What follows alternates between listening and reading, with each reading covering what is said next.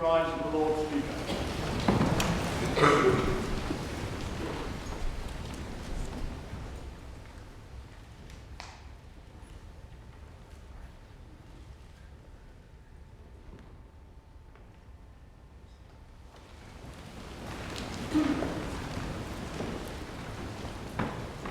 Well, good morning, everyone, and again, welcome to this chamber, both those who are sitting in the chamber, those who are sitting in the gallery. For those of you I haven't yet met, my name is Norman Fowler, Lord Fowler. I'm the Lord Speaker here in the House of Lords, and around me I have some of my very hard-working deputies and others as well. But part of my role is to preside over the business in the chamber from this big red seat, which is called the woolsack, and which is stuffed, as you might imagine, full of Commonwealth wool. I'm pleased to welcome you to the House of Lords chamber for this important debate. It's the 13th time we have opened the chamber and invited those who are not members to come and express their views from the red benches. But it's only the second time that members of the House will be taking an active part in the debate itself.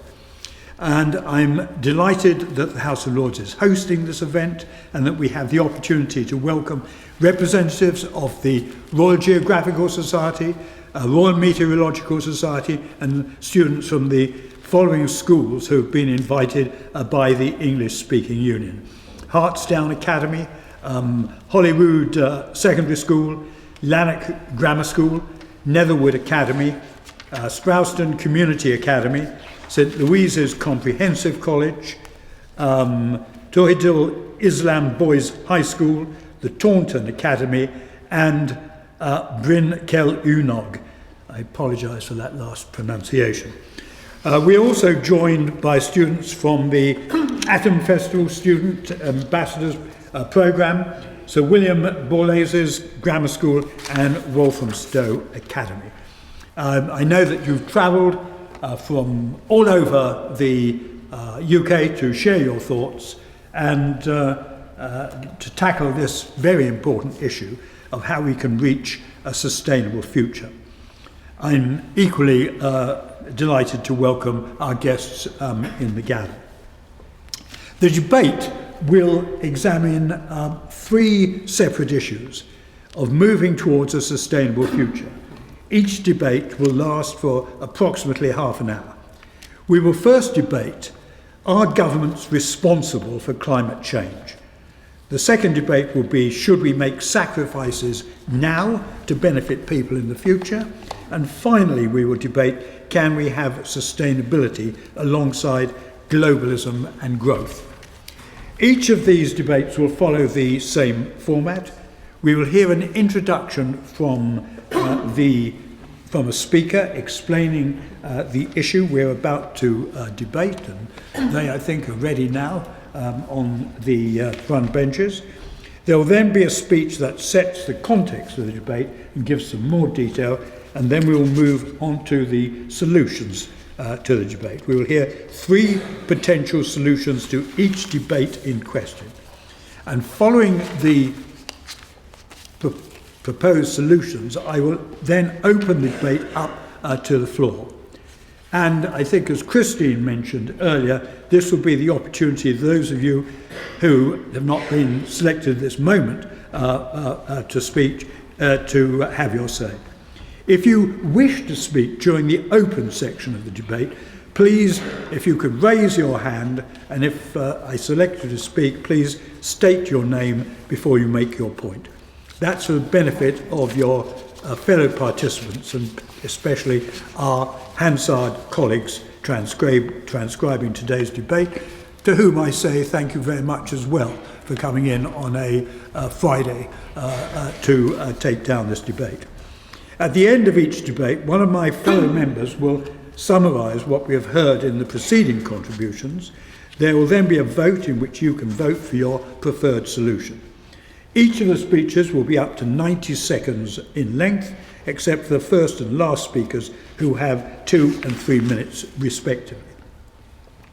Now, as I mentioned when I met you at breakfast, in line with normal Lord's procedure, at the end of the first debate, I will then hand over to Baroness Mackintosh, a Deputy Speaker, who will chair the second debate, and she in turn will hand over to Lord Haskell, who will preside over the final debate.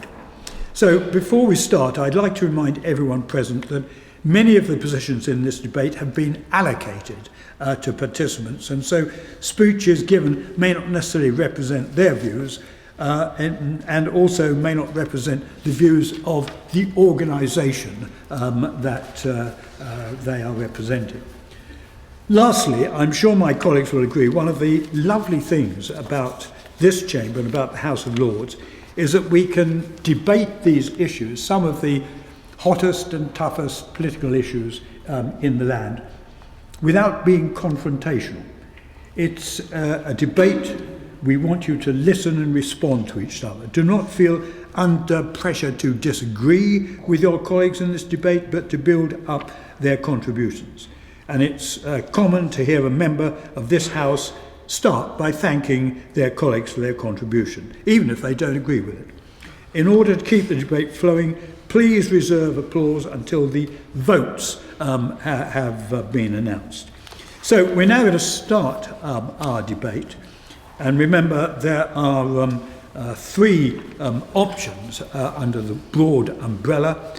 But to open our first debate on government responsibility to tackle climate change, I would like to call Lauren from Holyrood Secondary School. Lauren. Thank you, Lord Speaker, Deputy Speakers and transcribers. Good morning, everyone. My name is Lauren and I represent Holyrood Secondary School. The general public, and particularly the younger generation, are increasingly becoming more aware and alarmed by the pressing issue of climate change and the detrimental effect it will have on all of our futures. Chilling figures and statements published by news outlets telling us we have nearly 18 months left to live if change isn't made, instills severe panic and fear in us. We then look online and to our peers for help in this dire and frantic time and discover that no one else really knows what to do either. We just recognise that it's bad. Individually, we're almost powerless. It's easy to feel hopeless when all it seems one person can do to save the world is to stop eating meat and to cut down on their plastic use. It can also be especially frustrating when we don't see these progressive behaviours implemented in our schools and workplaces. However, passionate activists such as Generation Z representative Greta Thunberg inspire hope in us that people do care and solutions can be offered. But as I previously stated, there is not much individuals can do for climate change themselves, except, however, pressuring the people in power to do more for the cause.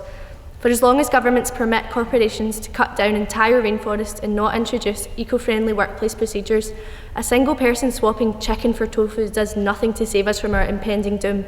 If people in power actually take a stand against climate change by increasing laws against it for all people, including companies and firms that hold enormous carbon footprints, if they introduce education schemes which provide advice and support on living eco-friendly lifestyles and actually listen and work with politicians and parties who care for and have ideas on decreasing climate change in the UK, we may hopefully reside on our earth for much longer. Ultimately, no matter how big, small, powerful or powerless you are, and no matter what your view is on climate change, we will all be affected similarly and our lifestyles are going to be altered. So governments must take action now to not only ensure a prosperous future, but a future full stop. Thank you. Much indeed. Actually, I don't think it's necessary not to applaud. I think we can applaud at the end of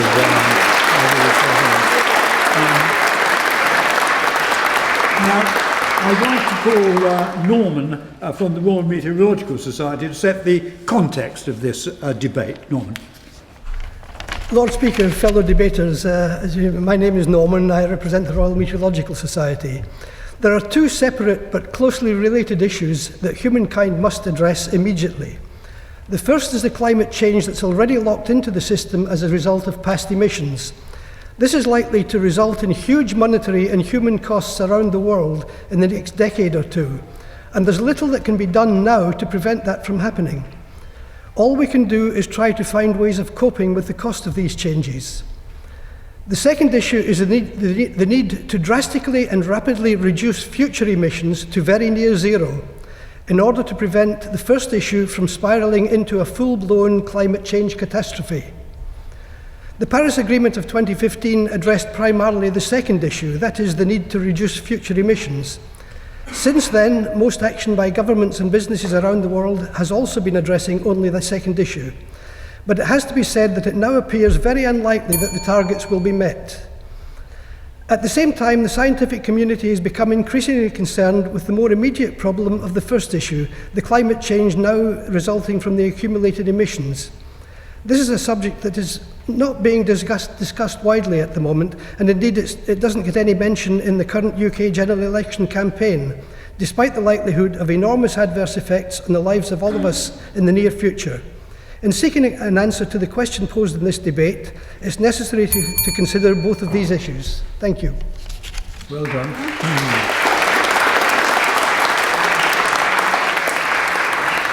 Thank you very much, Norman. And now I would like to call Les from the Royal Geographical Society to speak in favour of our first solutions. We've got 3 solutions, remember.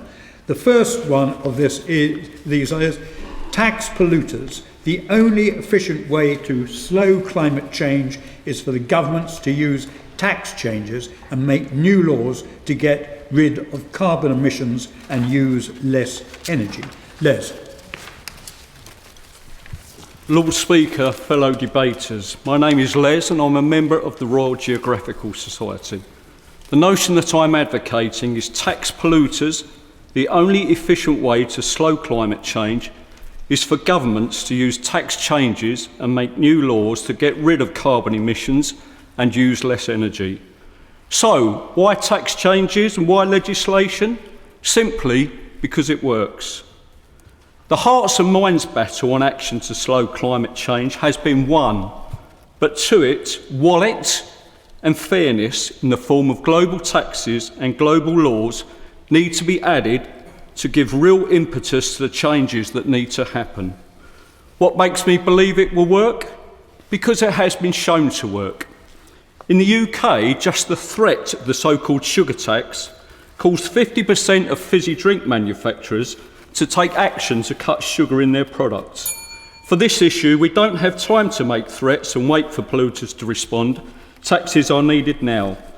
Legislation would bring fairness. The law will apply to all and drives positive behaviour. It avoids the argument of why should I change if my neighbour doesn't.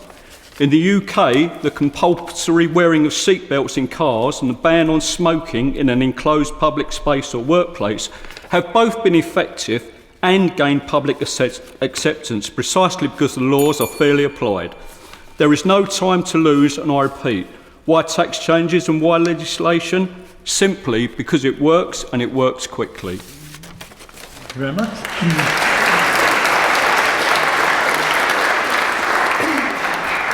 And now William from Hartsdown Academy to respond to that speech. Lord Debater, fellow debaters, I believe that I agree with the statement that if my neighbour doesn't do it, then I do it. However, the companies that are already using them have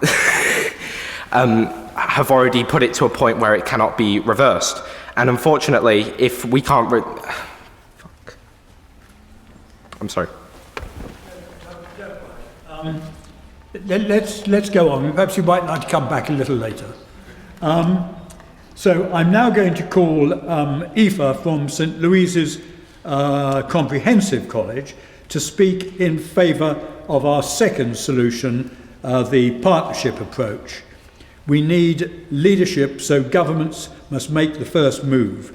However, industries and individuals also share in the responsibility to tackle climate change. Aoife. Lord Speaker, Deputy Speaker, fellow debaters, my name is Aoife and I represent St Louise's Comprehensive College, Belfast. Today I will argue that to tackle climate change, we need leadership and a working partnership between governments, industries and individuals. The UK Parliament's website outlines the role of government as being responsible for deciding how the country is run and for managing day-to-day issues. Therefore, governments have a duty to combat climate change. Otherwise, day-to-day issues are irrelevant if our country is underneath rivers of rain and in cages of heat. However, does the responsibility really reside solely with government? According to the Journal of Environmental Research Letters, 97% of climate scientists agree that global warming is being caused by humans. Take the bus to work, have a meat-free Monday. Take a train, not the plane, and having to have every single light on in the house. In 2018, the UK government produced the Green Plan, a 25-year plan to improve the environment. It outlines a clear partnership between governments, industries and individuals. It promises clean air, clean water, thriving plants and wildlife, and a final promise to educate citizens and connect them to the environment. This document outlines the importance of partnership between all members of society. It states protecting our environment from climate change is a job for each and every one of us. The government are the shepherds, and however, we the people are not just sheep, we are proactive citizens. Very much.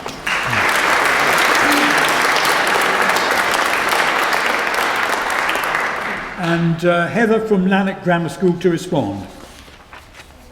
Lord Speaker. I also believe with Eva, and I think it's everyone's responsibility to tackle climate change, but as it's a government's job to oversee, direct and accommodate the needs of the public, they therefore hold more responsibility to act as a catalyst and initiate movements. If governments don't make a move, then what leadership is there for us to follow, and how are we expected to individually make a difference? However, I do disagree on how much responsibility is held against them. Governments had the power to introduce technology advancement and globalisation. They had the ability to control our carbon footprint, yet they desire development and power. I personally hold more blame against them for making it so easy for us to individually impact the environment. So yes, I agree that we all share the responsibility to tackle the problem we are now faced with, but due to the accessibility of impacting materials they made available, I hold more responsibility against them. I'd like to respond to the Green Plan solution that you made. However, it is effective in its own right. The government must work on the Green Plan along with changes in the local community. Government should tackle individual areas working when we would focus solutions making them specific and more effective, as rural areas, urban areas and completely isolated areas all contribute completely differently. So yes, the Green Plan is an effective way, but they need to work on changes in local communities to make it more effective.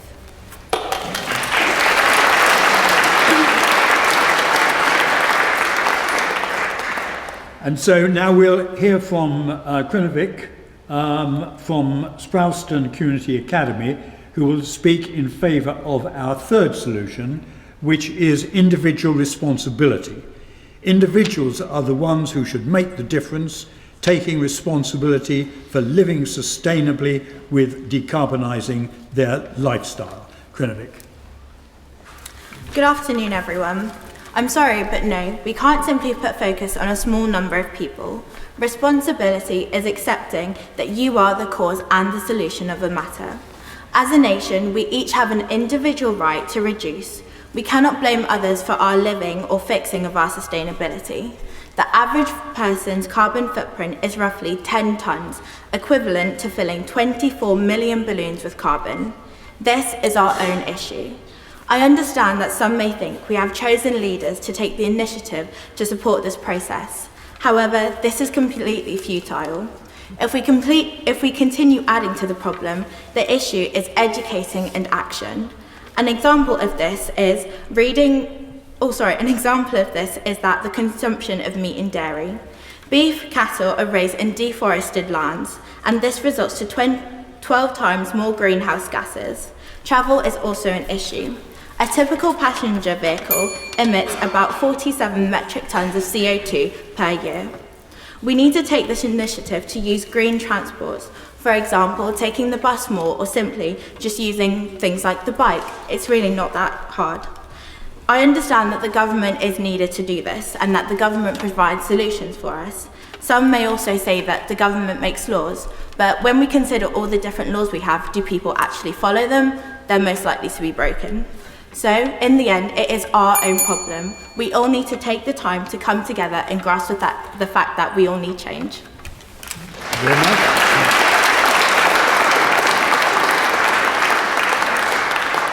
And now Chloe from the Taunton Academy to respond. Lord Speaker, fellow debaters, my name is Chloe and I'm representing the Taunton Academy. It's at the very core of Extinction Rebellion's ethos that we must make the government act now to find a sustainable solution to humanity's unsustainable usage of Earth's natural resources. They need to act upon the behalf of the people on the global political stage, a stage which the average person has not the means to perform on. It's the responsibility of our government to act for us, so why is the responsibility being deflected to the individual? This comes at a time that we should be looking at the largest contributors to climate change and the largest inhibitors to sustainable development. People are protesting for the government to act upon the announced climate state of emergency, but little action has occurred. They're criticising the individual for driving to work in areas where there's little other infrastructure, or taking flights instead of dramatically more costly rail alternatives.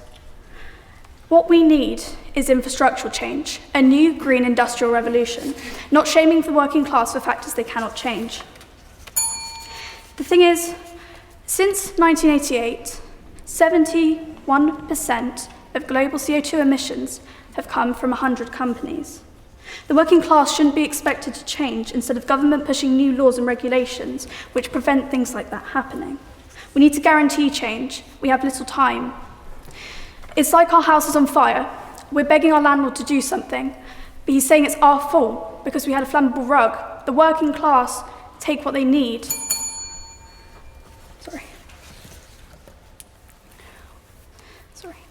We are the consumers. We take what we need, but out of spite and laziness, they will blame us anyway. We need our government to act. I implore them to act, because until they do, doom is written on their brow.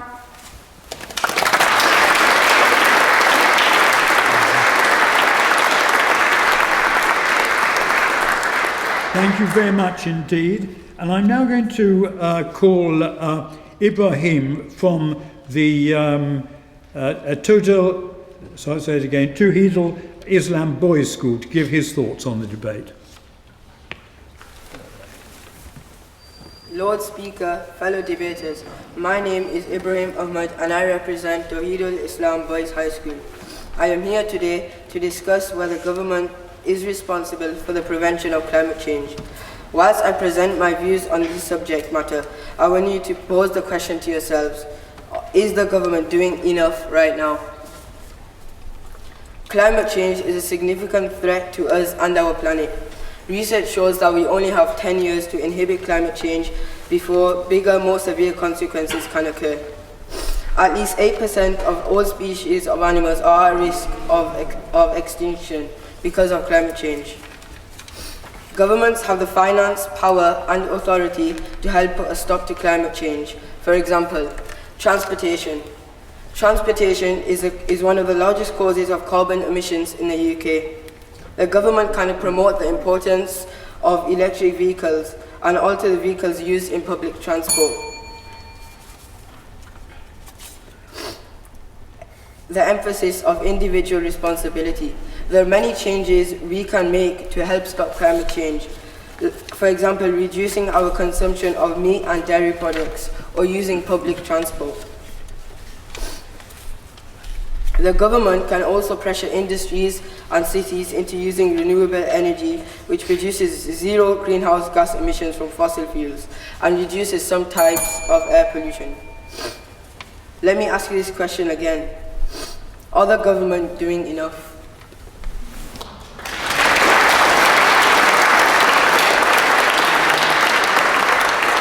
Thank you very much indeed. And thank you also to all the previous speakers for their summary of the point. I know it is putting quite a thing on you to keep your answers within the time limit.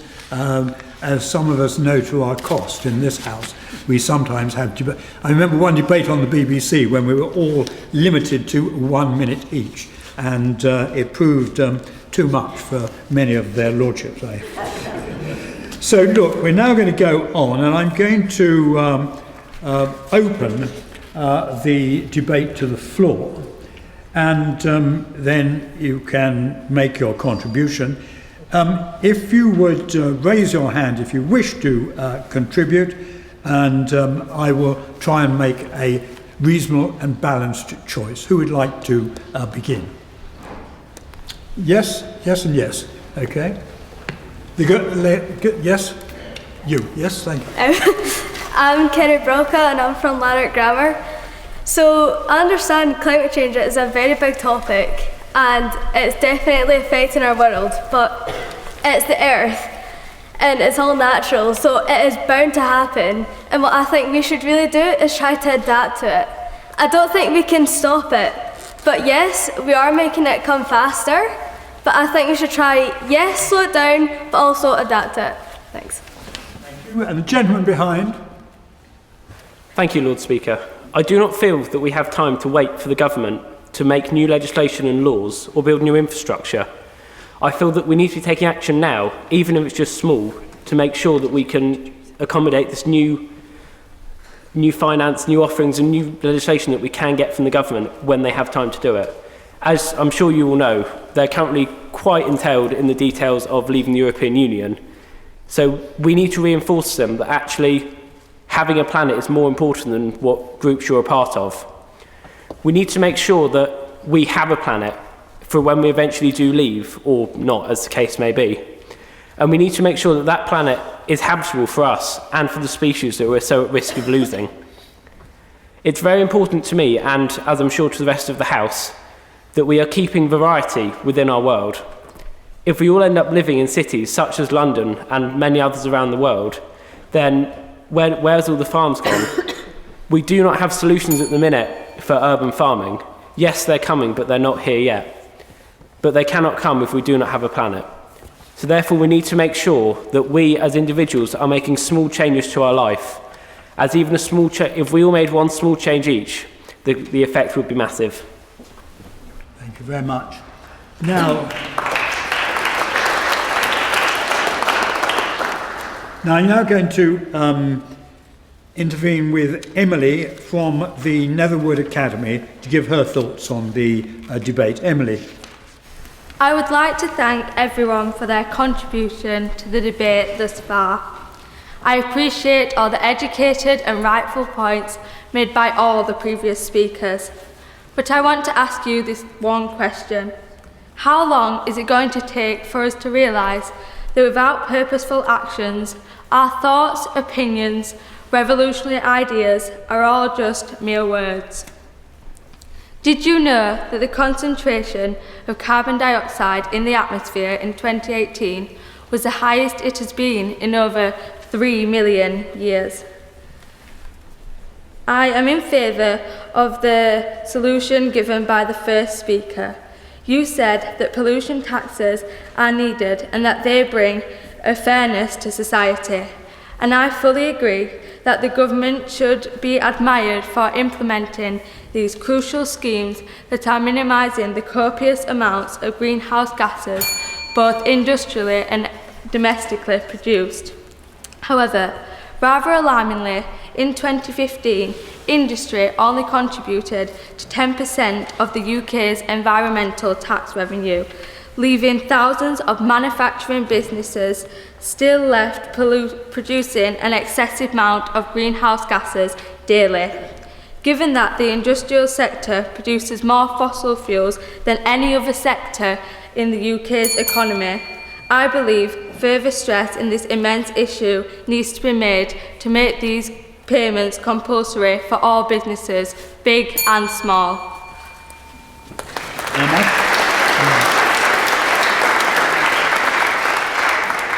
Now, I omitted to say one thing when asking for contributions from the floor. People who make contributions, could they say who they are and where they come from, so that we can have a good record of it. Now, a new contribution, anyone? Yes, sir. Thank you, Lord Speaker. I'm Owen and I'm from Brinklenog Comprehensive School.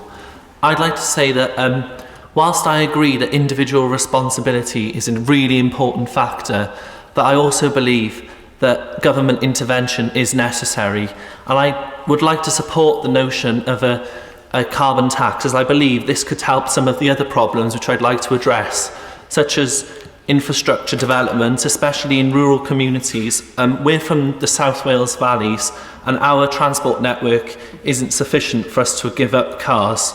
And secondly, I'd like to raise the issue of the cost of giving up meat, as it's often cheaper to buy ready meals and pizzas which are contain meat than it is to produce fresh and meat-free foods. And I think that's a major issue for affordability for families living across the country. Thank you. Thank you very much. I think the lady in front wanted to speak. Yes? Thank you, Lord Speaker. I feel, building on what you just said, that... oh, sorry. My name's Siobhan and I'm from Larkmead School representing the Royal Meteorological Society. Yeah, I don't feel that we've talked enough about the incentives of individuals to reduce their meat, to give up cars, do any of those things, because as much as we, a group who are interested enough in climate change to be here today, can agree that individual responsibility is important, we haven't focused enough on how that it's the government's responsibility to provide the incentives for us to switch to lifestyles that reflect that. Many people really can't afford to be getting the train rather than a plane if they're going somewhere. That's something that would change if the governments were to tax fuel for aeroplanes and make similar changes such as this. And for these reasons, I would support solution number 1, as currently it's just not viable for everyone to make individual changes, and nor will it make enough of an impact on the country's emissions as a whole. Thank you. Indeed. Okay, now, anyone in this section here? Yes. It's John Fleetwood, Kendal, representing the RGS. Again, I would advocate carbon tax, but I would actually go further and say that we should be taxing carbon at least £80 a tonne, which is what Lord Stern advocated. This would have huge impact. The role of government is to set the right framework for industry and individuals to operate within for the benefit of everybody. A carbon tax of that order would really do it. It would transform society, because then individual decisions would be based on a proper price of carbon and would actually reflect that. So in all our travel, our eating, whole society would be revolutionised, and business would work out the solutions from there. Thank you very much indeed. Okay. And in this section, someone who is standing up. You, come. My name is Kate and I'm from St Louise's Comprehensive College.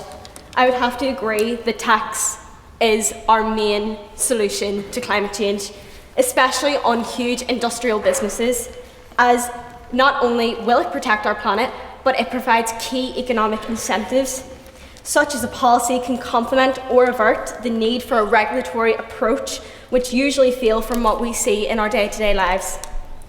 Environmental taxes have many important advantages, such as the effectiveness of economy efficiency and also the transparency to government, which I feel personally that we are lacking nowadays. Also, only 3% of our eco-tax revenue is actually put towards how we sort out pollution and how resources are dealt with within the UK.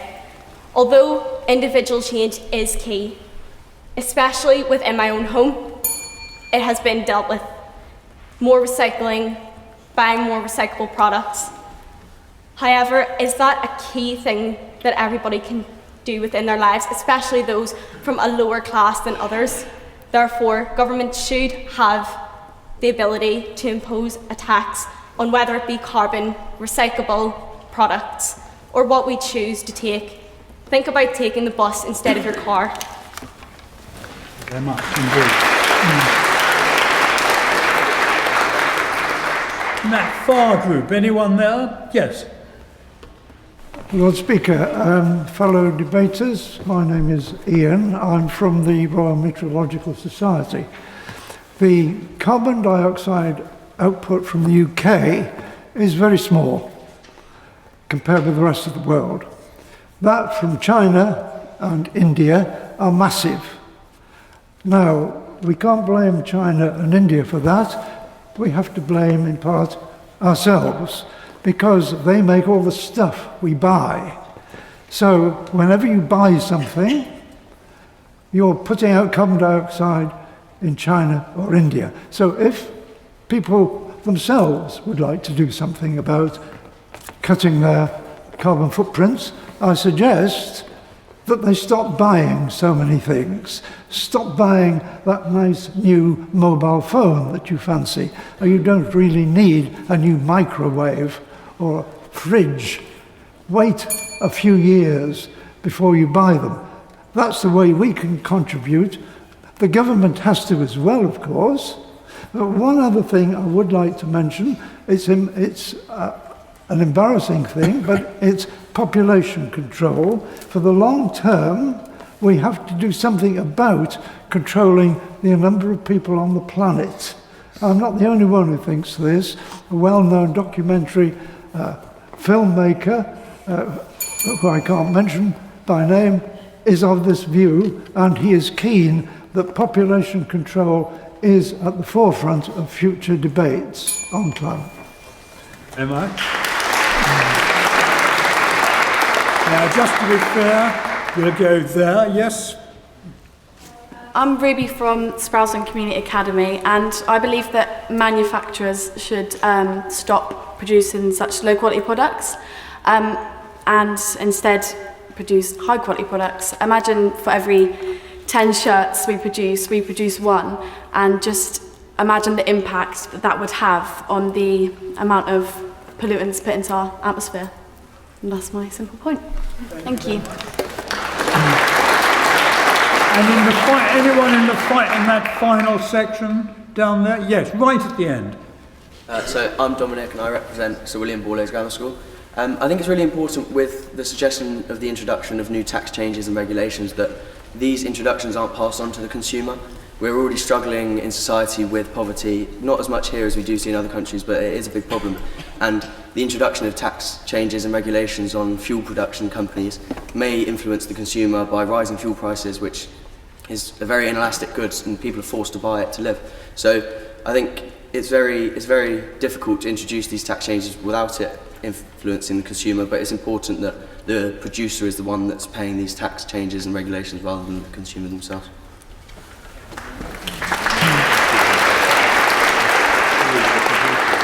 And the very last one, anyone in this section here who wishes to? Yes, sir. Thank you, Lord Speaker. Gordon Jones from the Royal Meteorological Society. And fellow debaters, we have joined together and everyone has put forward a number of very interesting and well-considered views. And I find myself coming down upon the second course of action as being the one that I am now believing is probably the most appropriate in my opinion, because governments have a role in terms of leading us forward, developing these tax changes that we have that we've discussed in here, and that we have tried to outline where they could take us and the ways that we could take us forward as a society.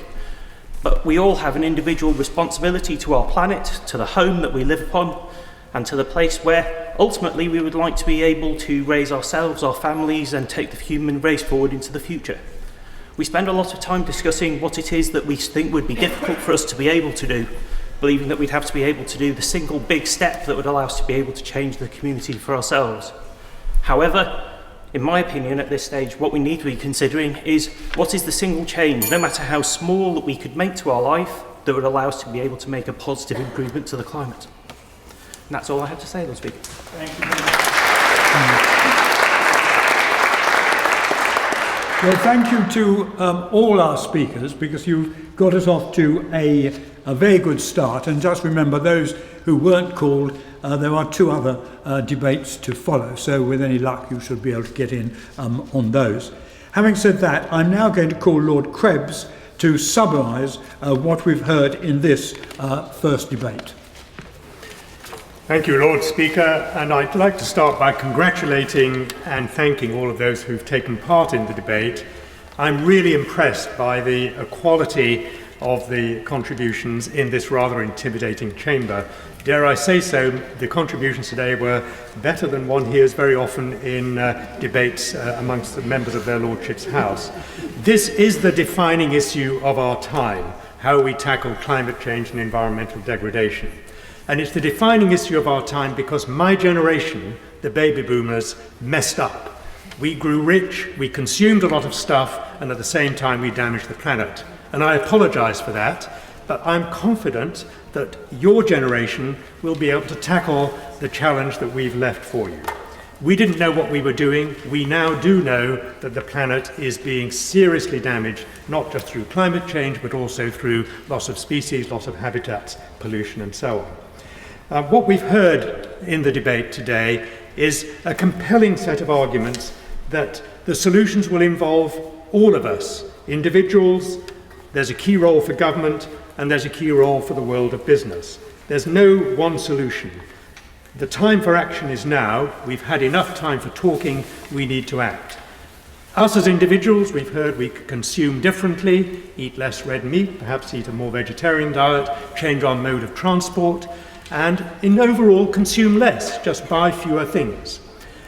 In order to support us in doing that, we need changes from government in regulations, whether it's taxation or building of infrastructure, to make it easier for us to change our behaviour, and we need industry to play its role as well. As was mentioned by one of the contributions, there may be lessons to be learned from past successes. When I was a young kid, 4 out of every 5 adult males in this country were smokers. Today, fewer than 1 in 5 are. How was that massive change brought about? It was a combination of education, taxation, and restrictions, bans on advertising, bans on smoking in public places, bans on countertop displays in shops, and so on. There's no one magic bullet to tackle the climate crisis and become more sustainable, but we can do it if we all act together. When people ask me, what can I do as an individual to make our planet more sustainable, I say, number 1, tread lightly on the planet, reduce your own carbon footprint. Number 2, make sure that if you have a vote, or if your family has a vote, that they vote and you vote for politicians who are prepared to put this issue at the very top of their agenda.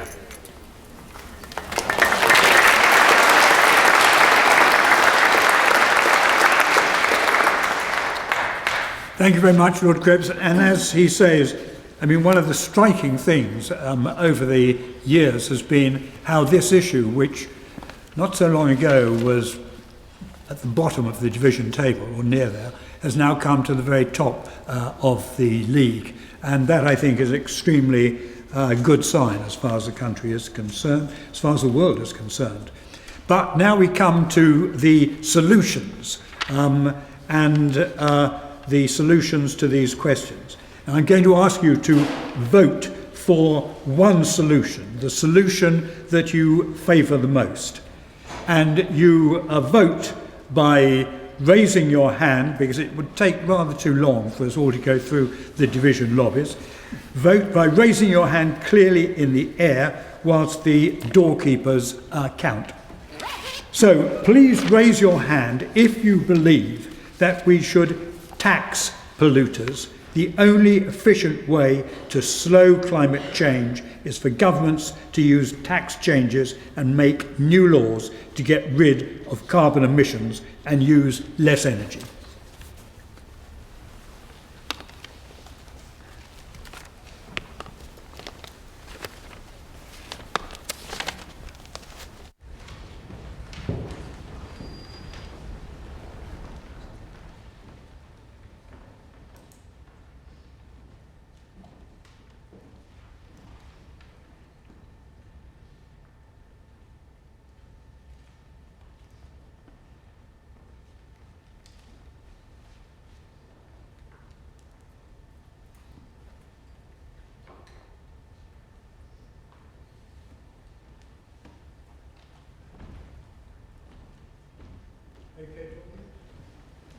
Okay, thank you very much. So please raise your hands if you believe the second option of a partnership approach. We need leadership, so governments must make the first move. However, industries and individuals also share in the responsibility to tackle climate change.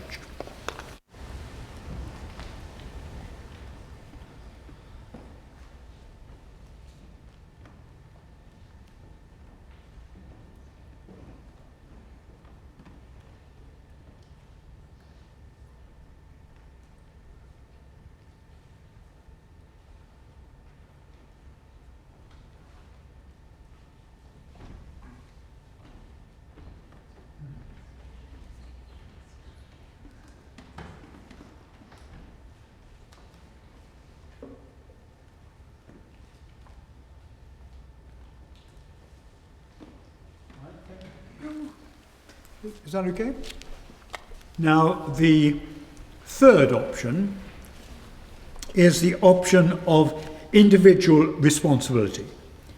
Individuals are the ones who should make the difference, taking responsibility for living sustainably with decarbonising their lifestyle. Those in favour of that?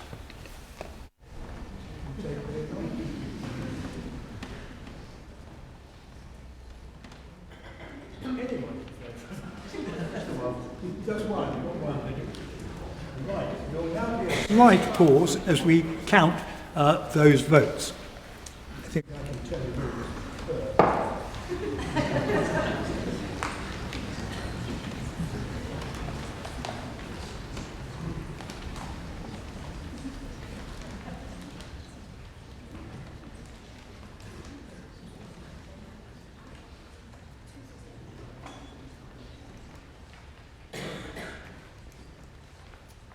Right, well, it's a very, very close debate and very close vote. The third option, I'm afraid, isn't very close. Individual responsibility got all of one vote. But in reverse order, option 2, partnership approach, that got 86 votes, and then tax polluters, that got 88 votes. So that is about as close as you could get to a vote in the House of Lords. I was rather hoping it wouldn't come to a deciding vote from the Lord Speaker on this, so it didn't. But now, I will thank you personally for that. You've got all nicely warmed up now. Having now got nicely warmed up, I'm going to hand you over to Baroness McIntosh, who will take the chair for the next session. Thank you very much indeed.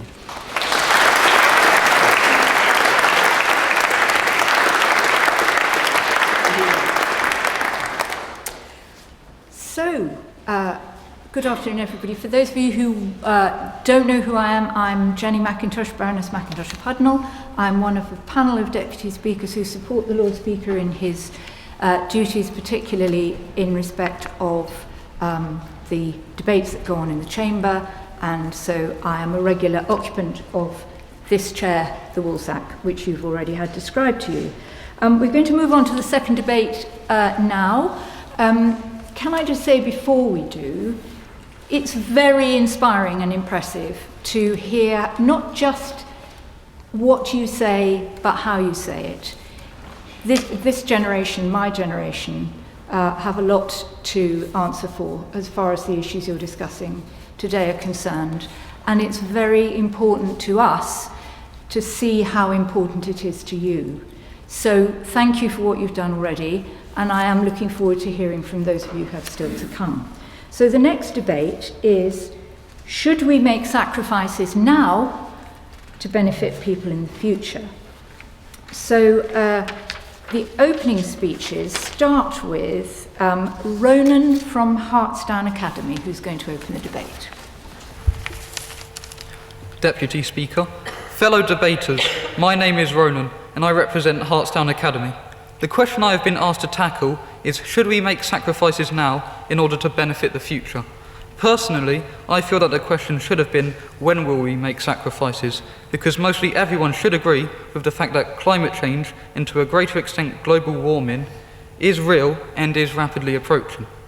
Since 1880, the average global temperature has risen by 0.8 degrees, and the top 9 hottest years recorded have been in this century.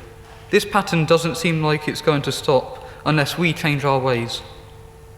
All these advancements in technology are absolutely breathtaking, like virtual reality, improvements in artificial intelligence, and even plans to send the first colony to Mars. But all these improvements aren't going to fix our current environmental conundrum. In fact, they may make it even worse. In some articles that I have read, some people have proposed, well, we can just colonize Mars and live on it. There are several ethical issues with this, however, like if, according to the Fermi paradox, we are the only life in the universe and only our planet could birth life, then do we really want to lose it?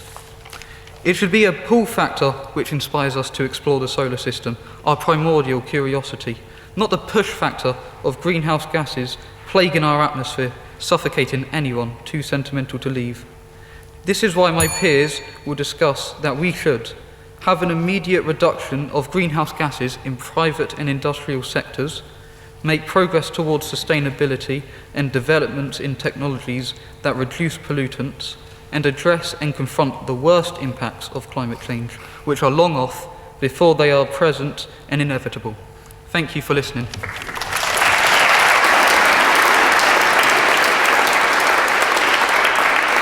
Thank you very much, Ronan, for getting us off to an excellent start. I'd now like to call Derek from the Royal Meteorological Society to set the context for this debate.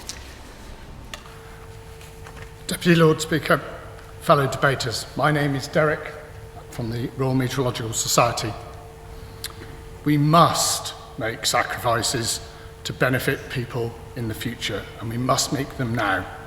As of January 2019, 196 nations had signed the UN Framework Convention on Climate Change, also called the Paris Agreement or COP21. Of these, 183 nations and the EU have ratified it. It came into force in November 2016, aiming to reduce greenhouse gas emissions to a level that would prevent global temperatures increasing more than 2 degrees centigrade above the benchmark set at the Industrial Revolution. The evidence of IPCC details that the Earth has warmed by approximately 1 degree C, as we've just heard from Ronan. This has led to warming of our oceans, rising in sea level, changing in weather patterns, diminishing snow and ice, and more extreme weather patterns. Disrupting national economies, affecting lives, and costing people and communities dearly. Our response to climate change must be coordinated at local, national and international levels to help all countries, including our own. Affordable, scalable solutions are available now.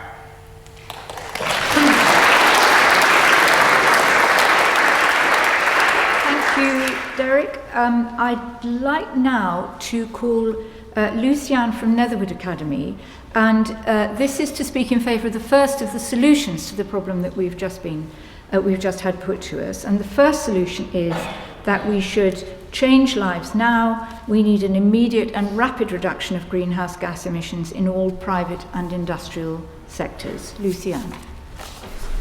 Thank you, Deputy Speaker and fellow debaters. I am Luciane McTaggart and I will be representing Netherwood Academy. Good afternoon. I believe that it is absolutely essential to make these worthwhile sacrifices now in order to benefit future generations. Let's change lives now. Immediate and rapid actions are needed to ensure that these murderous greenhouse gases don't destroy our fragile world. In our modern society, our selfish ways are causing catastrophic lasting effects that will cripple future generations. Politicians have recently agreed to cut greenhouse gas emissions to almost zero by 2050. Well, I personally deem this to be meaningless, seeing as if carbon emissions keep increasing at the exponential rate, there will be no climate left to change. There will be no world for us to live on. If industrial and private sectors don't drastically decrease their carbon emissions now, we are looking at an predicted 1.5 degrees centigrade increase in global temperatures by 2040. In real terms, what does this mean? Well, sea levels will rise by 1 metre by the end of the century. Over 8% of species will become extinct by the end of the century. If we carry on in this way, we will reach tipping point, causing irreversible damage. Every single person in this room has the capability to make change. Ask yourself, why am I not making change? Why am I not doing anything? The future of our world rests in our hands. Let's make a change now. Thank you.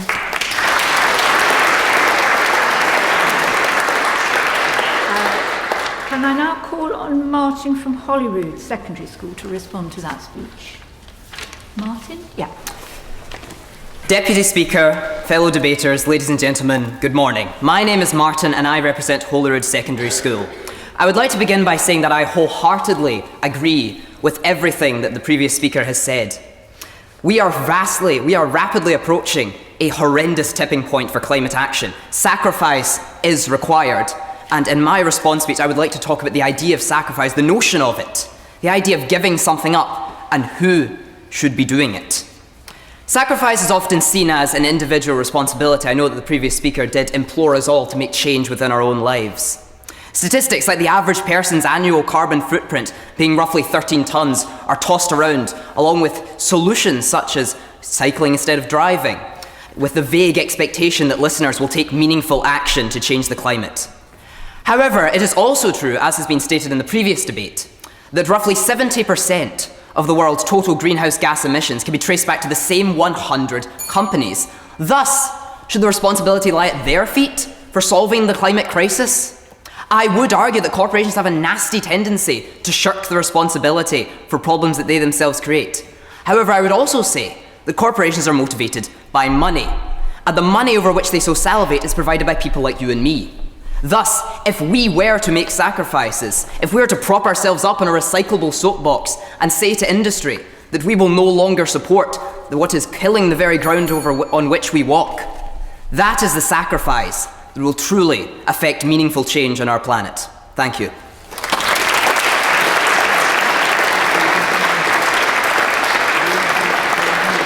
Okay, we're now going to move on to the second solution, and can I ask Jamari from the Taunton Academy to speak in favour of this one, which is a balanced approach. We need to make urgent progress towards sustainability whilst also developing technologies excuse me, to maintain and improve our 21st century lifestyle. Jamari. Yeah. Deputy Speaker, fellow debaters, I'm John Murray, representing the Taunton Academy. Our society is currently living unsustainably, and if we continue to advance into the future in such a manner, we will be more destructive to ourselves than good. Our world will not be the same in 10 years, and to ignore the effects of climate change will only make the problem worse. Our future and what we do with it is in our hands. Currently, there are too many unsustainable complications in a person's daily life, which do not seem like much, but collectively become one big problem.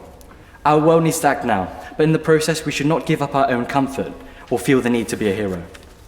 Manufacturers have made transport cleaner and better, and nuclear energy is proving itself to be extremely reliable and efficient. These have further advanced our modern lives, but can we make them more sustainable to improve our climate situation? Alternative fuel, energy and electric-powered cars are the way forward. We have them all now. It's just a matter of changing the majority stigma against them. We should not be referring to clean energy as the alternative. It should become the main. Our advancements in sustainable living should be prioritised, but it is important to remember that every little change helps. Take public transport instead of driving your cars. Cycle to school or work. Reduce meat consumption. Turn off the lights when you're not using them. It is better to have small, definite changes in everyone's lifestyle than to tell them all to change radically, swearing their oath to climate justice and no one really do anything about it. Thank you.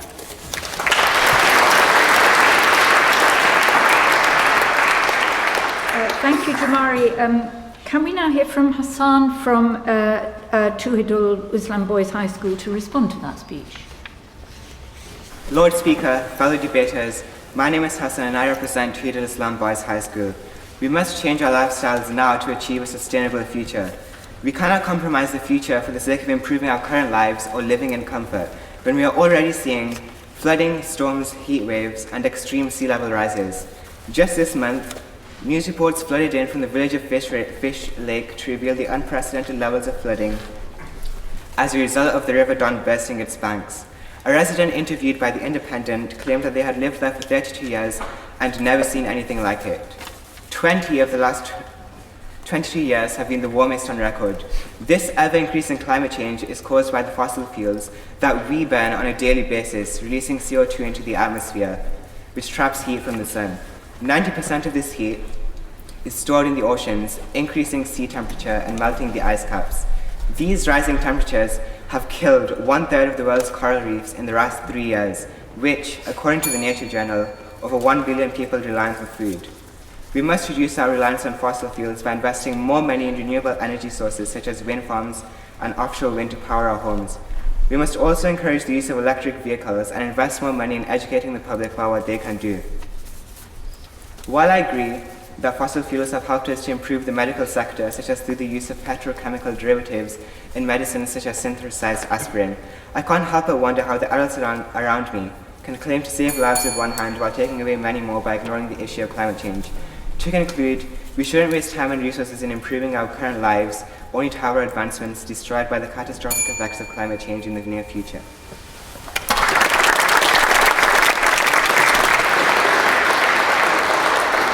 Thank you.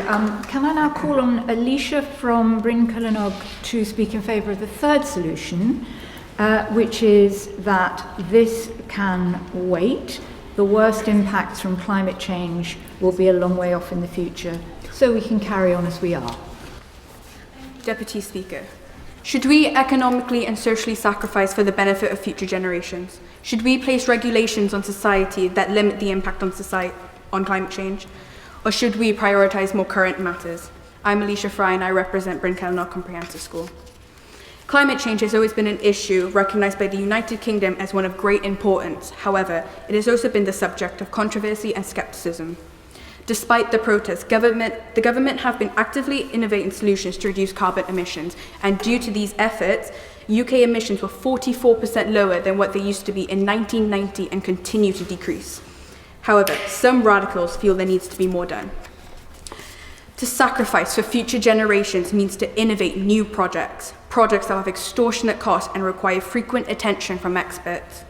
Moreover, what many activists fail to consider are the people who don't have the privilege of adapting an eco-friendly mindset will endure strict laws that will inevitably make their lives exceedingly onerous, just so a generation that doesn't even exist can reap the benefits. At some point, the government must put aside any moral obligations they may have and focus on the practical solutions for climate change. Yes, climate change is of great importance. However, more current issues such as the struggles with the NHS should be prioritised. Additionally, I believe that the way to move forward is through incremental efforts such as the SUCB tax and not instantaneous changes. Furthermore, the UK would not make a difference on a global scale until powerhouses such as China and America cut down their emissions and recognise the impact and influence they have on climate change. Thank you.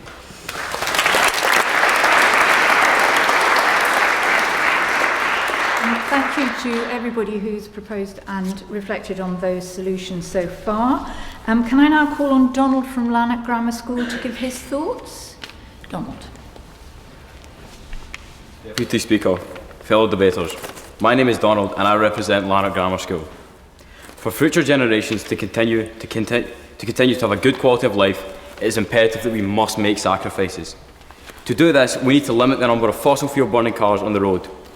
Currently, road transports account for 22% of UK emissions of carbon dioxide, which is a considerable proportion, and it is essential that we tackle this as soon as possible. For us to kickstart this change, taxes on purchasing diesel and petrol cars must be raised to encourage people to choose an alternative mode of transport. These increased taxes would be dedicated to improving public transport links, making this method of travel realistic for more people. These taxes can also be used to increase spending in the research and development of more sustainable methods of transport, such as electric and hybrid vehicles. This would reduce the quantity of CO2 being expelled into the atmosphere, slowing down the effects of climate change and providing a more sustainable future for our descendants.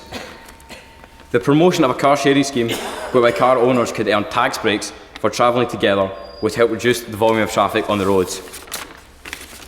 Also, introducing car-free zones around schools to encourage people to walk and cycle to school would be effective in reducing car emissions and create a safer environment for children travelling to school. These small sacrifices would combine in a huge step to creating a fully green Britain and will make a gigantic impact on the sustainability of our planet for future generations.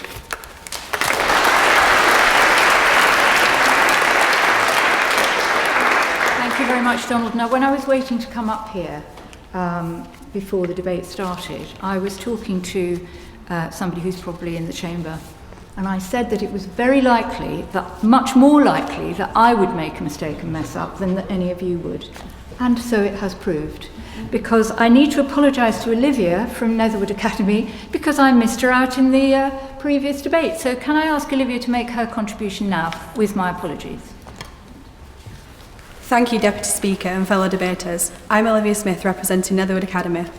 Thank you for everybody else's ideas on this topic. However, I propose a different argument.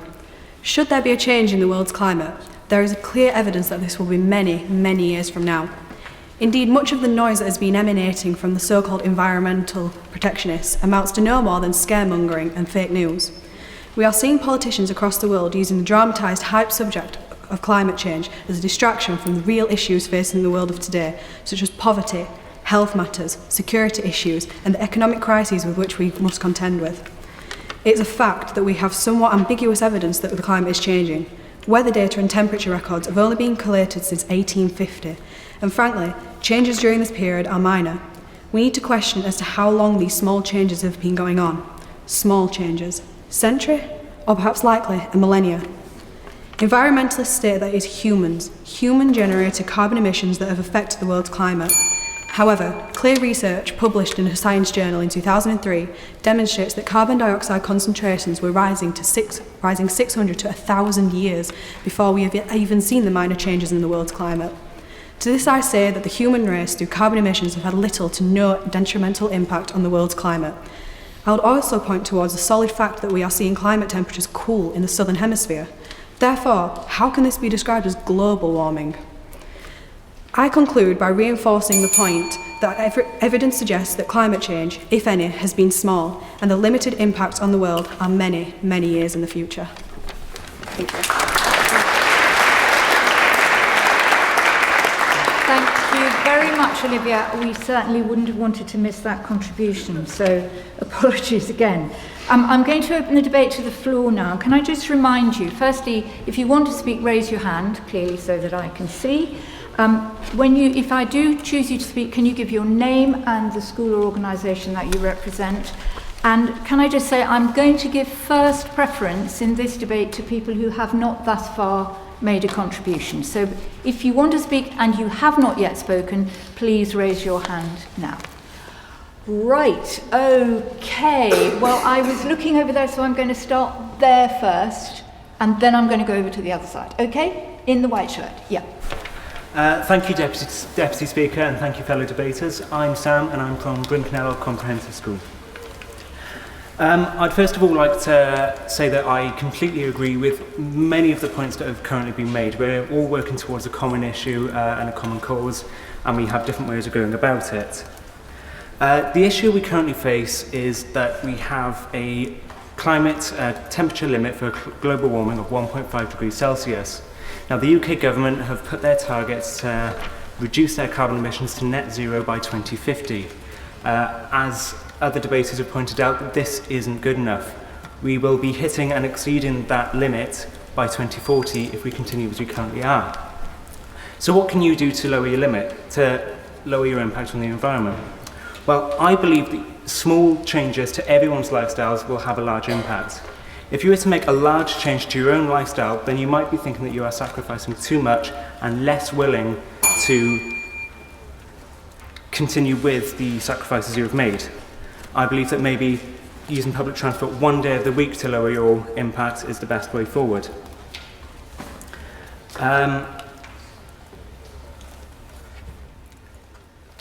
Because of this, I think that collectively we can all make a big, much larger change to the planet and the current climate emergency rather than making large changes that might happen on short timescales. Thank you.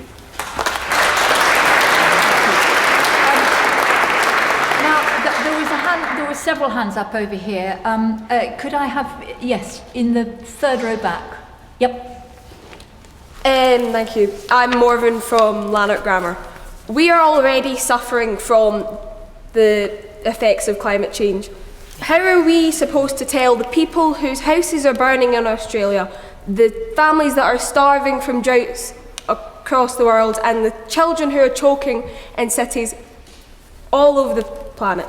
How are we to tell them that we are not going to make sacrifices when they are dying at the moment? Other speakers have said that there are more pressing issues, including poverty. People in poverty are the people who are being affected most by the climate change at the moment.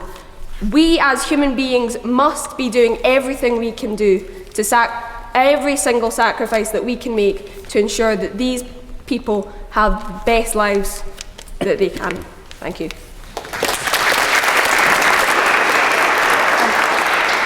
I will call one or two other speakers, but I just want to ask Max from Sprowston Community Academy to give his thoughts first. Deputy Speaker, fellow debaters, my name is Max and I represent Sprowston Community Academy. For 10 years, the emission gap report has been sounding the alarm, and for 10 years the world has only increased its emissions, said the UN Secretary General at the UN Summit this week. The scientific evidence is irrefutable, with emissions now needing to be cut by 7.6% every year for a decade. Had we done this in 2010, the target would have been 3.3%. The target is more than doubled in a decade. What happens if we wait another 10 years? Melting ice caps, rising sea levels, rising temperatures, and extreme weather events is what to come. Earlier this year, the UN General Assembly President warned that we have 11 years before we reach a point of no return. As we know, the G20 countries are alone responsible for 78% of all emissions, and yet the United States have this month started the process to formally exit the Paris Climate Agreement. Why? Governments and individuals may be concerned that acting on climate change is at the detriment of economic wealth and prosperity. This need not be the case.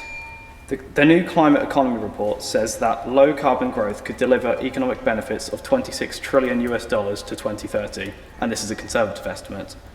In the light of the evidence debated here today, I believe that our time of denial and national self-interest is at an end. If we are to preserve our planet for our generation and those to come, we need to act. We need to act now. Thank you. Right, we've got time for another couple of speakers from the floor, so I'm going to take one from the far block there. Yes, please. Yes. Deputy Speaker, other debaters, I'd like to thank everybody for their contributions. I'm Alicia from the Atom Student Ambassadors Scheme.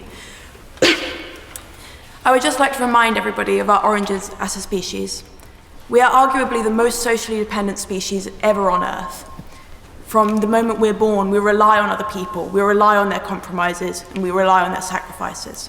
I'm sure many of us have had relatives who have died as police members or members of the army in World War I and World War II. And that's because that's how we function as a species. We make sacrifices for future generations because we want to see the human race flourish. And so why should we suffer? Why should we make sacrifices and compromise, reduce our quality of life for people we don't even know are going to exist? And that's because that's human nature. Sacrifice isn't just something we do, it's who we are.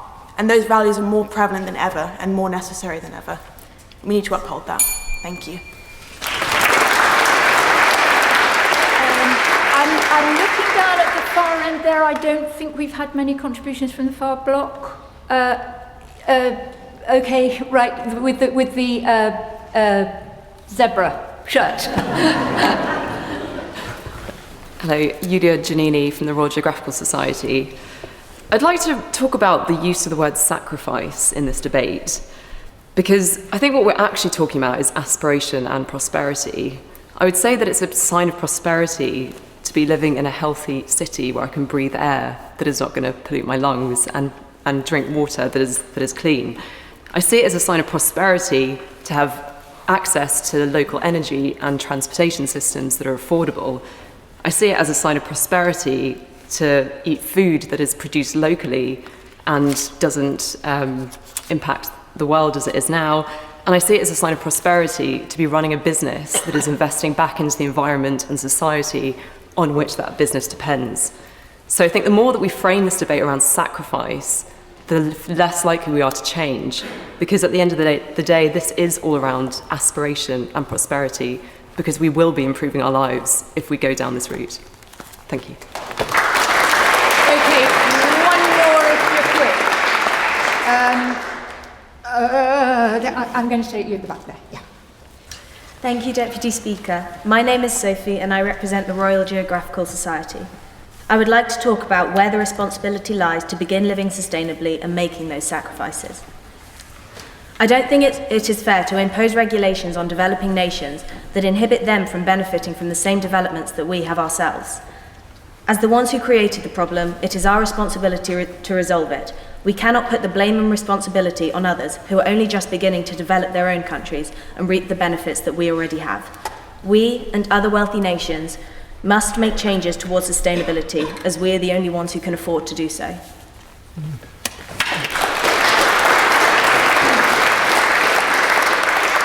Thank you very much to all of you who've contributed to this debate. I'm going to ask my esteemed colleague, Baroness Young of Old Scone, now to summarise what she's heard.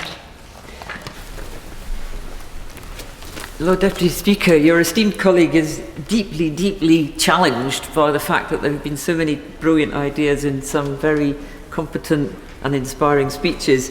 And I would share with the noble Lord Krebs the view that we should probably sweep away the upper house and let you lot run the country.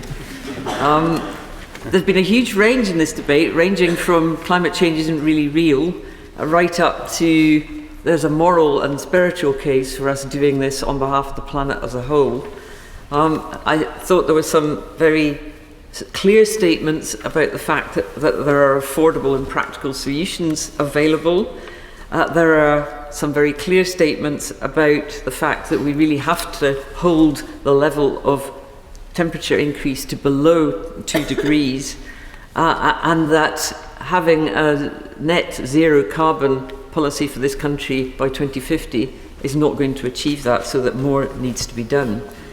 Martin talked about a tipping point and the middle course, which is that individuals are important and their quality of life, but that emissions come from a few corporates, and so as individuals we should not be supporting corporates, and indeed we should be legislating and taxing corporates to do the right thing by their emissions.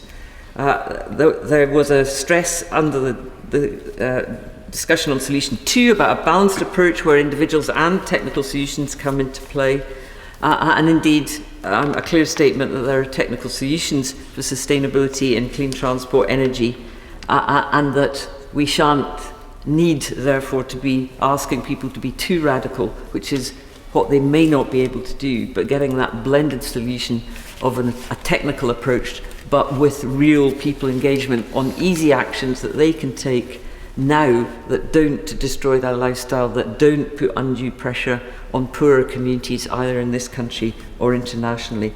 I was delighted to see the emphasis on the need for us to have a leadership role in the world in view of some of the behaviours that are happening in some countries at the moment, and that therefore we're not just talking about what we're doing for people in this country by offering a more sustainable lifestyle, but also helping those communities in the poorest countries of the world who are heavily dependent on the natural environment and who are already suffering from the impacts of climate change.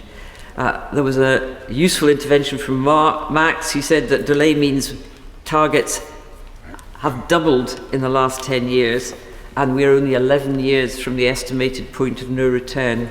And so let's reframe the debate, as was suggested by 2 speakers, to say that sacrifice is not hair shirt, but is about embracing a new way of thinking about resourcing the people of the United Kingdom and indeed the planet.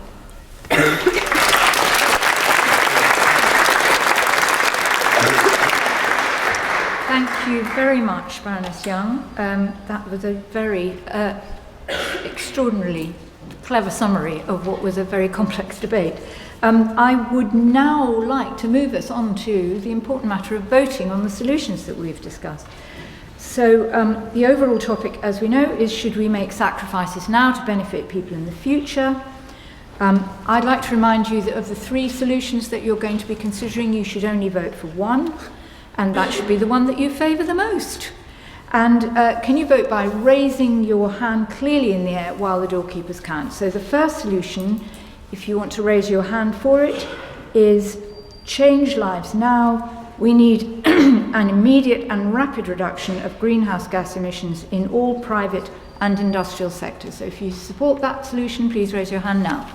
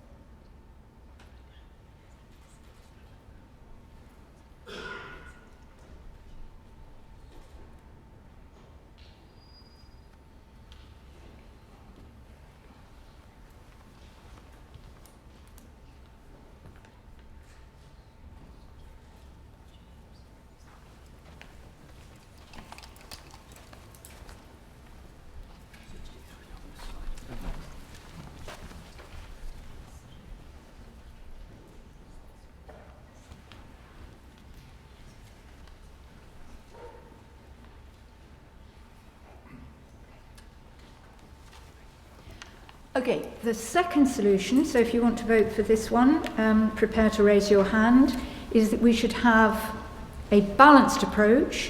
We need to make urgent progress towards sustainability whilst also developing technologies to maintain and improve our 21st century lifestyle. If you want to support that motion, please raise your hand now.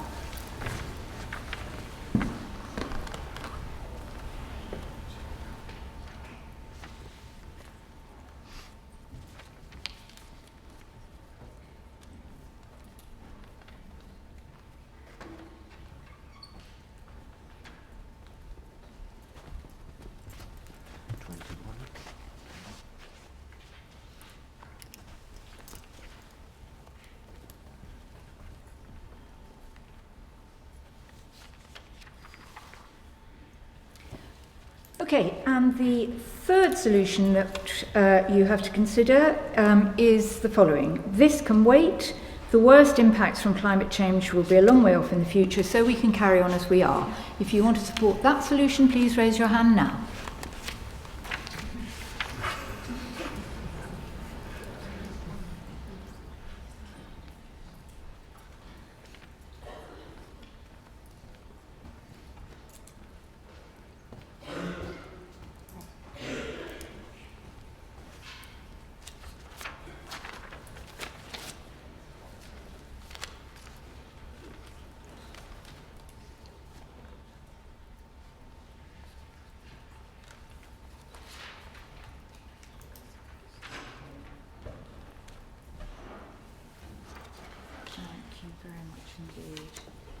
Well, it's good to see that every proposition has at least some support, isn't it?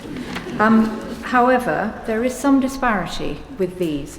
So in third place was solution 3, which suggests that we should wait, and that managed to secure 2 votes, not no votes. In second place is option 2, which was to adopt a balanced approach.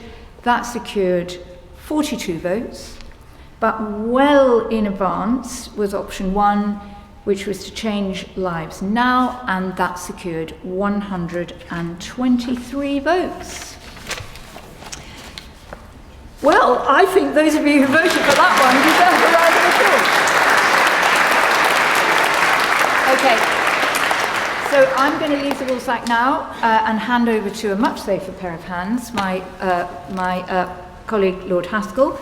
But before I do that, I just want to say thank you to all of you who've taken part in this debate, which has only strengthened the view that I expressed to you at the beginning, that this is a very worthwhile exercise, not only for you, but also for me and all of my colleagues. And I'm looking forward to sitting here and listening to the next debate, which will be chaired by Lord Haskell.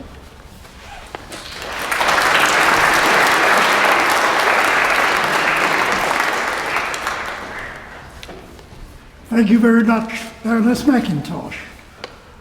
I am also a deputy speaker and I'm on the panel of speakers, and like Lady McIntosh, from time to time I sit here and take debates in the House of Lords. And so I'm delighted to be able to take this particular debate because my particular interest is in the economy. And this third topic is, can we have sustainability alongside globalization and growth? Can we make the sweeping changes to our economy and maintain our lifestyle and our way of life? It's a very hard question. So I would like to call Chloe from St. Louise's Comprehensive College to open this debate. Deputy Speaker, fellow debaters, my name is Chloe and I represent St. Louise's Comprehensive College. The question proposed to us today is, can we have sustainability alongside globalism and growth? Sustainability is the ability to meet present and future needs in a nutshell. Some tend to think of sustainability just in terms of climate change, but it also refers to agricultural, social and economic sustainability. Globalism is a political ideology that the policies of a country should be controlled in an international way, not by one country, but a one-world government. I did notice that globalisation was stated in I did notice that the Deputy Speaker said globalisation. I thought it was globalism. And growth refers to the expansion of industry. So the question is it realistic to believe that sustainability can exist alongside globalism and growth, or are they the magnets of the modern world? They can never come together. This question is very relevant, especially in this current day when climate change is such a prominent issue that governments and organisations are trying to tackle due to pressure from the media and the people, but also as demands for material goods are still inflated. Those who would have an interest in this question are the governments of the world. For them, it would be necessary to consider if they can boost productivity and increase their GDP while still being environmentally conscious. Moreover, it would be of interest to those who have shares or stakeholders in large manufacturing companies, as they would be taxed more in proportion to their carbon emissions. This would have a knock-on effect on workers. There are a few different views that can be taken on this question. One is that growth is necessary for sustainability. Growth in scientific research and the development of new technologies could aid in increasing crop yield and reducing humanity's impact on our natural environment. Another view is that we in the Western world don't need to grow anymore. However, in LEDCs they do. Therefore, we support them to grow sustainably. Lastly, constant growth and sustainability cannot work. Industrial growth produces greenhouse gases, which is detrimental to the environment, as you all know. So the question in, can we have sustainability alongside globalism and growth? We have to consider if they can coexist, and if they cannot, the question falls onto what is more necessary. This question we need to ask ourselves. Gurmagov.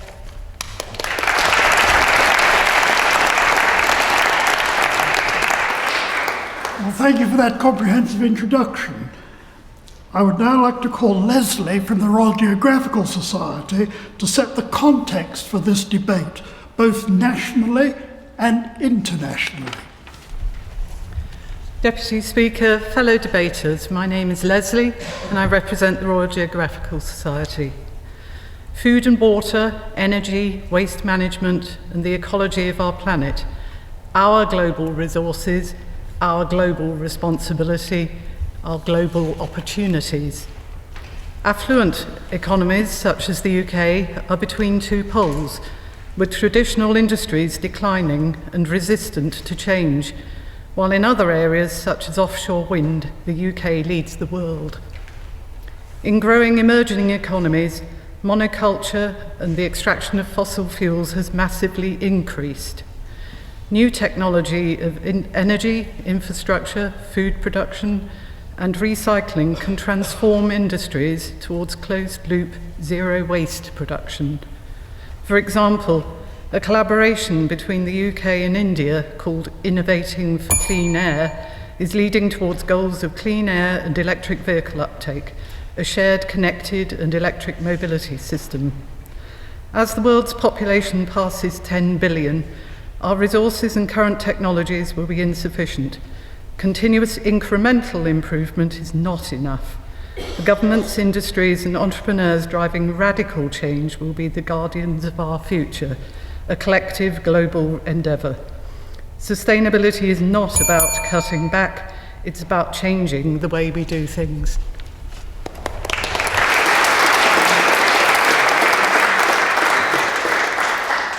Thank you, Chloe and Leslie, for your introductions to this debate. So, what is the solution?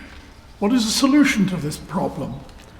I'd like to call Angel from Lanark Grammar School to speak in favour of our first proposal. And the proposal is that growth can work.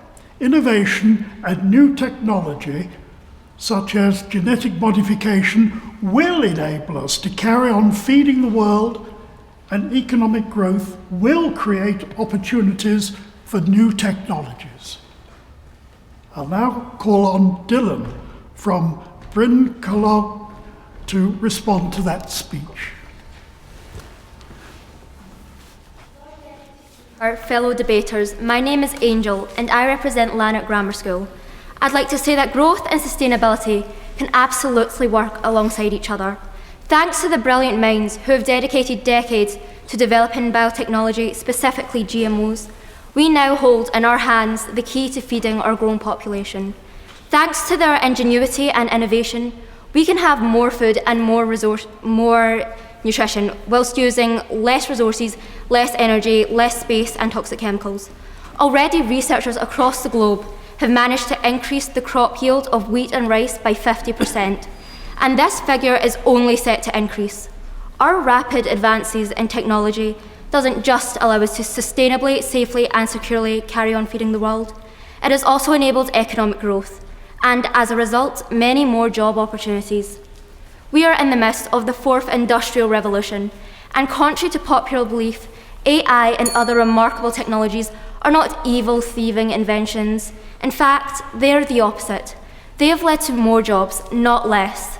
An accounting firm recently reported that over the past decade, technology has created 3.5 million more jobs, an incredible figure that proves that our employment opportunities are on the rise. Ladies and gentlemen, the healthy, prosperous utopia where sustainability and growth coexist in harmony is not some ludicrous dream. It is a very attainable reality, and it is in fact already happening. Thank you.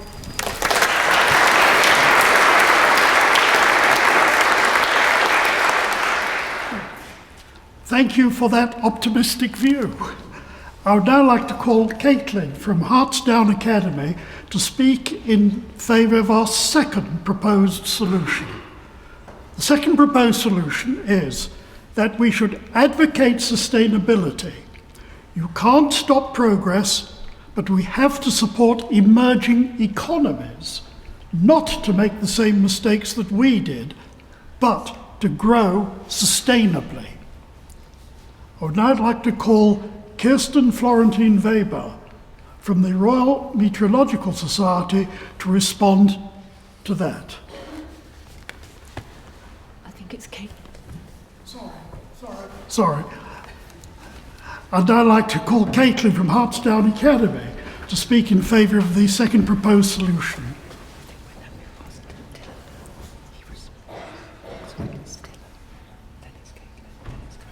Oh, so it's Dylan. I'm sorry, thank you. Sorry. I'd now like to ask Dylan from Bryn Kellogg to respond to that speech. Deputy Lord Speaker. My lords, ladies, gentlemen, fellow debaters, in recent years we have diversified as a nation, as a global entity and as a species beyond recognition. We have diversified so much that our bridges now span entire continents, and we have never stood so united in our history. We are united because of a dream that we all share and are slowly but surely achieving, a sustainable and green tomorrow. I am Dylan Marks, representing Bryn Kellinagh Comprehensive School, and I believe that as a nation we are still able to achieve growth and innovation alongside globalism, whilst also striving to achieve our mutual aim of improving our current situation with regards to climate change and sustainability.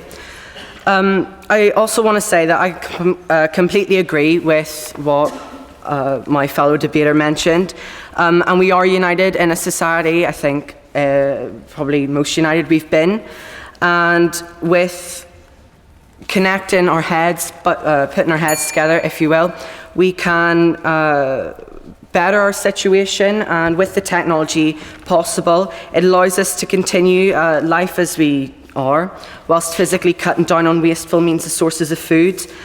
Yeah, thanks.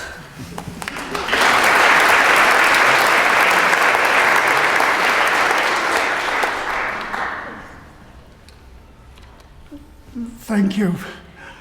Now I'd like to call Caitlin from Hartsdown Academy to speak in favour of our second proposed solution, that we should advocate sustainability. You can't stop progress, but we have to support emerging economies, not to make the same mistakes that we did, but to grow sustainably. Thank you, Deputy Speaker. My name is Caitlin and I represent Hartsdown Academy. I believe that we cannot have sustainability alongside globalism and growth. I believe that if we pay the underclasses, then their manufactured goods are worthless. A Guardian article claimed that without the poor in emerging countries, everything they make would cost 10 times more, and no one will be able to afford it. I believe that we, not only as a community, but as a country, need to step up and take ethical responsibility, supporting the underclasses with the resources they need and limiting ourselves. Do you really want others to make the same mistakes we did? And this is why I believe that the only way we can have sustainability alongside globalism and growth is if we, as a community, step up and take responsibility for ourselves and for the planet. Thank you.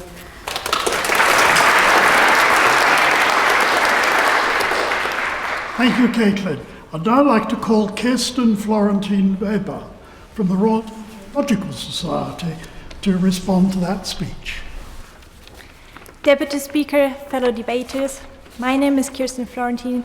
I represent the Royal Meteorological Society, and I agree with the previous speaker on the principle of supporting emerging economies. Nevertheless, shouldn't we ask ourselves first, what is about our own actions? Are you aware of the significant role this nation plays in global sustainability?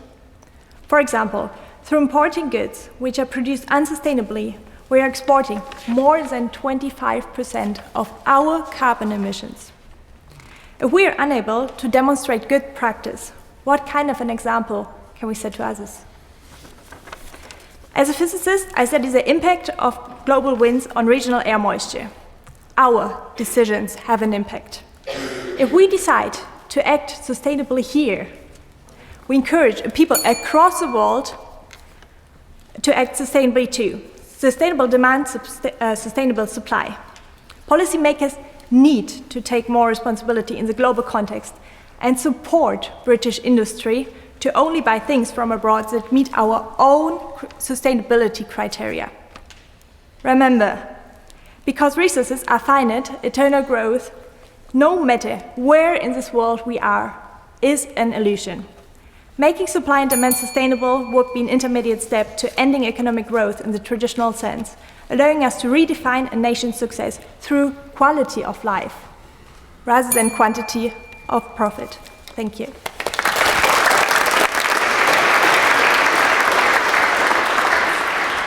Thank you, Kirsten.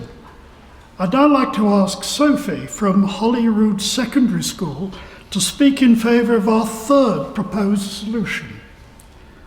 The third proposed solution is that a new approach is needed. Constant growth just can't be sustainable. So we have to find global ways of reframing economic growth, taking into account environmental and social well-being if we're going to achieve a sustainable future. Deputy Speaker, consumerism is killing our planet. Rainforests are being decimated, greenhouse gases are destroying our ozone layer, all in the name of economic growth. There's no logical way that we can continue this constant growth that we are experiencing now and also become a sustainable society. We continue to produce and produce and produce, building up our carbon emissions, which are truly detrimental to our society. We cannot continue this practice of polluting our environment. Therefore, we need to identify new methods of manufacturing and invest in technology to halt the damage already being done. In order to achieve this, we need to move away from our reliance on fossil fuels and instead promote more cleaner, renewable means of harnessing energy. Urgent investments in new innovations within the technology sector is also required. For instance, there are already innovations from removing greenhouse gases from our atmosphere, and these have had a massive potential to not only decrease the risk of climate change, but also to be a huge boost to the world economy, with one study claiming it could create a market worth £39 billion. Removing greenhouse gases would have a significant effect on environmental and social well-being. However, in order to achieve this, robust procedures must be ensured. This means there must be strong governmental input from the House of Commons and the chamber we stand in today. Moreover, to make this monumental change, we must have the support of not only our own government, but governments worldwide. This catastrophic issue is not limited to one geographical location, so we must work together globally and make a change before it's too late.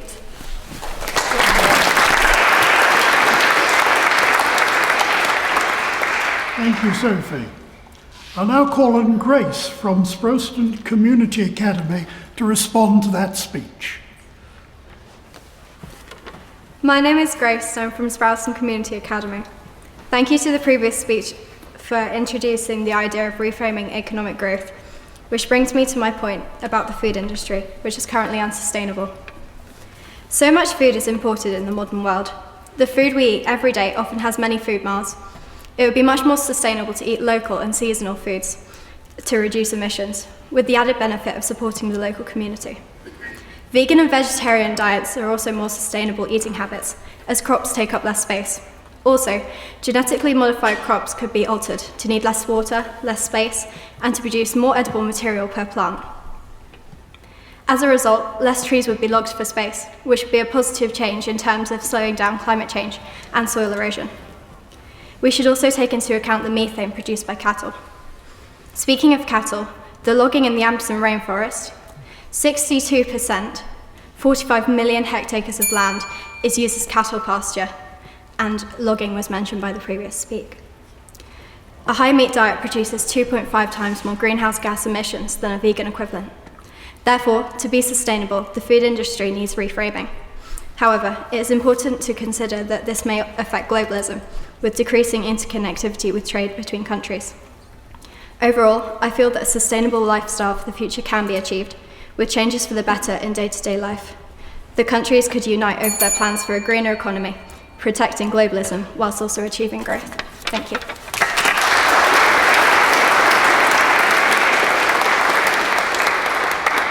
Well, thank you, Angel, Caitlin and Sophie, for your advocacy for these three solutions. And Dylan and Kirsten and Grace for your responses to these speeches. I'd now like to call on Bridget from the Royal Geographical Society to give her thoughts on the debate. Thank you, Deputy Speaker. We have heard several perspectives on whether we can have sustainability alongside globalism and growth. Firstly, all positions promoted innovation. Innovation for future food security, innovation for sustainable growth of emerging economies, and innovation to reframe growth. Yet we heard contrasting views on the purpose of this innovation. It was argued we can rely on new technologies to solve sustainability and permit continued growth. And conversely, others emphasised to avoid irreversible environmental damage, we must urgently innovate to limit growth trajectories. Thirdly, we started to hear some insights on complexities and injustices and how developed nations responsible for climate change must support emerging economies to grow sustainably. To build on these notions, we must also recognise the highly unequal and unfair distribution of environmental and climate change impacts that are already being experienced today. We must create a sustainability narrative that considers these current concerns as well as the future existential concerns.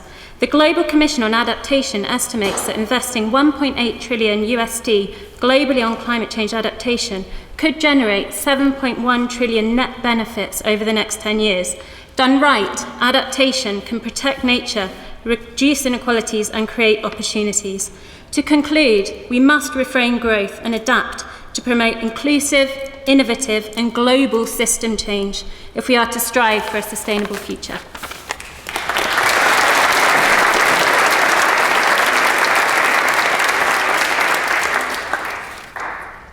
Thank you, Bridget, for your description of the difficulties that we find in this. Anyway, I shall now open the debate to the floor. So please raise your hand if you wish to contribute. Yes. Deputy Speaker, fellow debaters, my name is Dino. I'm from the University of Trento and a member of the Royal Meteorological Society.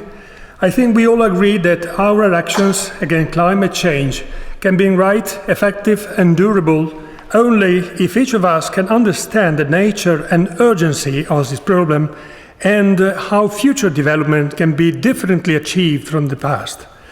Mankind's virtuous response depends on the behavior of many aware individuals, and so do decisions taken by governments which get their legitimacy from citizens' vote.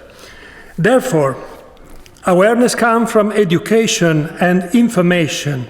So, schools, university, research bodies, and all the organizations contributing to our understanding about climate change deserve to be not only encouraged, but also strongly supported in doing that. Thanks for listening.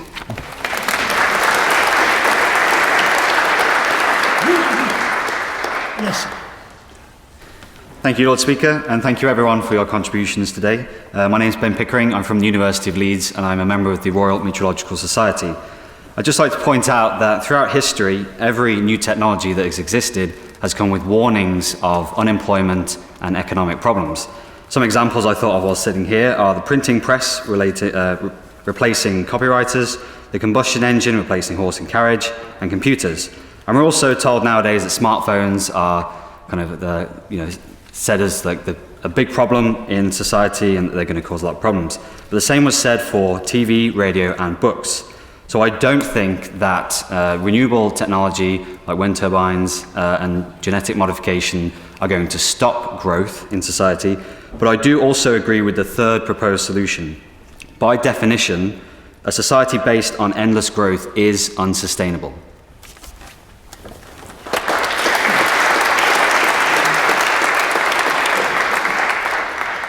Yes. Thank you, Deputy Speaker and fellow debaters. I agree most with the approach of advocate sustainability, as we can't stop the progress of globalism, but we can support emerging companies and economies to ensure they don't make the same mistakes we did, but rather grow sustainably, making a world closer together due to globalisation. The Sustainable Development Goals are a set of policy goals that attempt to implement the principle of sustainability on the economic, social and ecological level in every country of the world. The United Nations General Assembly decided to achieve these objectives by the year 2030, according to the Greens effort in the European Parliament, which was published in 2017, showing that they can coexist, sustainability, globalism and growth. Thank you.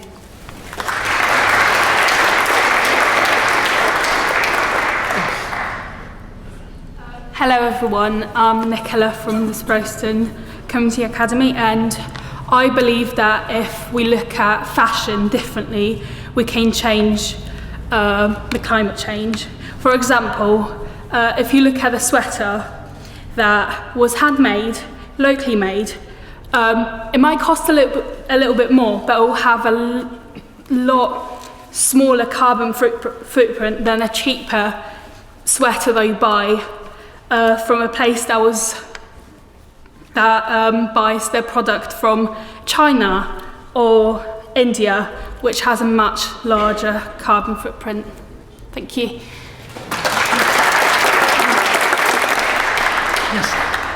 Thank you, Deputy Speaker, and thank you to everyone who's made a contribution today. I'm Andrew, representing the Royal Meteorological Society. This particular debate is mostly about managing resources, natural resources, and how we might change. And I'd like to raise an issue about a natural resource that we hardly ever talk about in this context.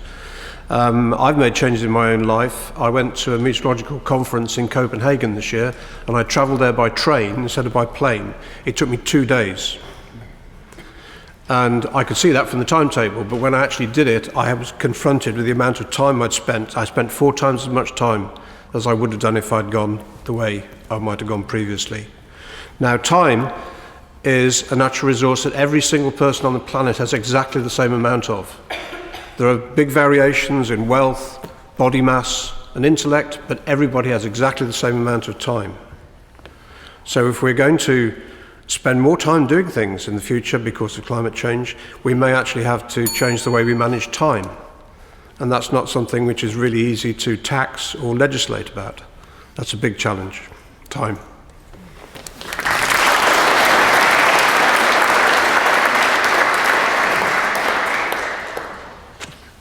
Yes. Krinovic, Sproston Community Academy. Sustainability has been said to affect us socially, agriculturally, and economically, all things that could either build or destroy our world, depending on how we balance it out. But can we actually set the scales as people? Looking at previous revelations, we can't. Only roughly 10% of the world are actually benefiting from growth and sustainability. We don't consider licks because us ourselves, we live in England or Scotland or other places. These are HICs. Economically developed countries that are able to really grow. But when you look at continents like Africa, Asia, they're not able to benefit from this. So how can we really call it sustainability if most of the population is in fact suffering? We can't.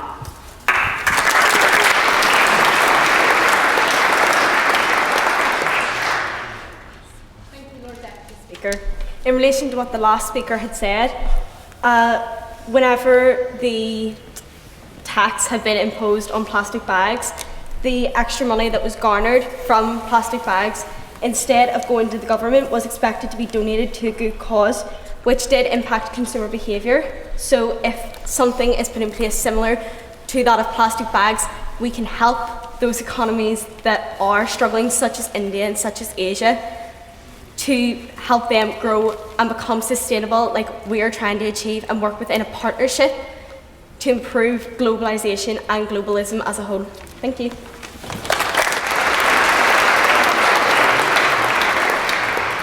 Yes, at the back there.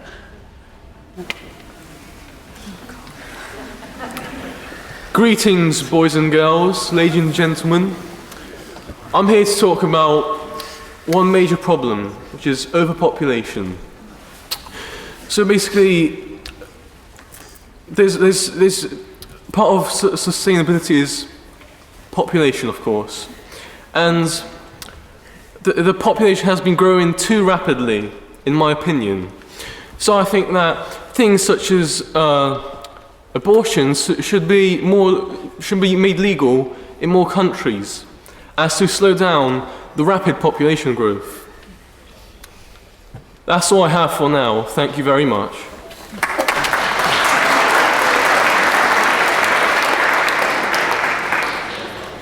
Yes, you. Deputy Speaker, fellow debaters, I'm Joseph and I represent the Royal Meteorological Society. Do you understand the extent to which globalism affects our lives? 9 out of 10 products we buy come from around the world. And this morning, when we were eating breakfast, do you think all that fruit came from the UK? Globalism is something we cannot live without, and it's not something we can simply reverse because we need to. But despite that, it comes with so many problems. For example, the shipping industry is one of the biggest polluters in the world. If it were counted as a country, it would be placed between Germany and Japan as the 6th largest polluter. Surely this is not acceptable. And yet, despite this, shipping and aviation is not covered in the Paris Climate Agreement, because it's not solely the responsibility of one government. And yet the effect will be felt by countries worldwide. So, if we have an issue which is experienced by everyone daily, and a problem which will affect everyone in the world, surely it requires global solutions. Governments need to come together and act on something which they themselves have no control over individually. So I think that governments need to come together and act on solutions like shipping, which otherwise we cannot live without. Thank you.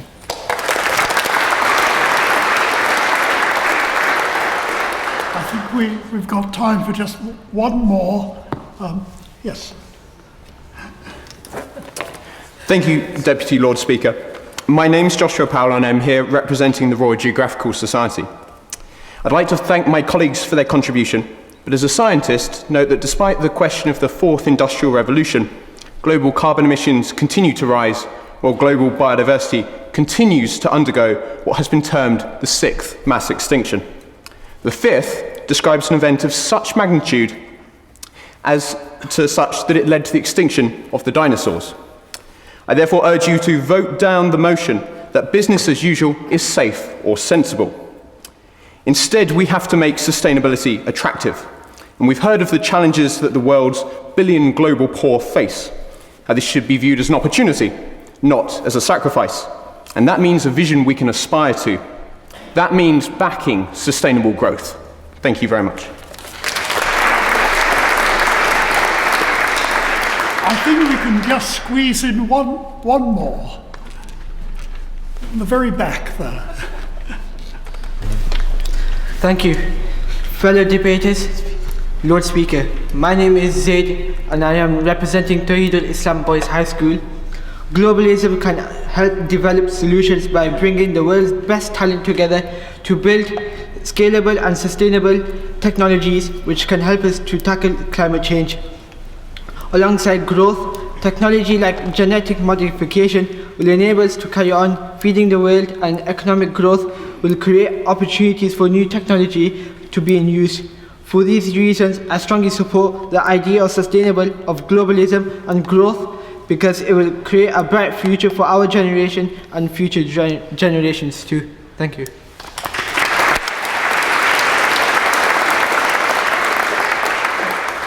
I'm afraid we've run out of time for contributions. Thank you very much for all of the contributions. This is a very difficult question.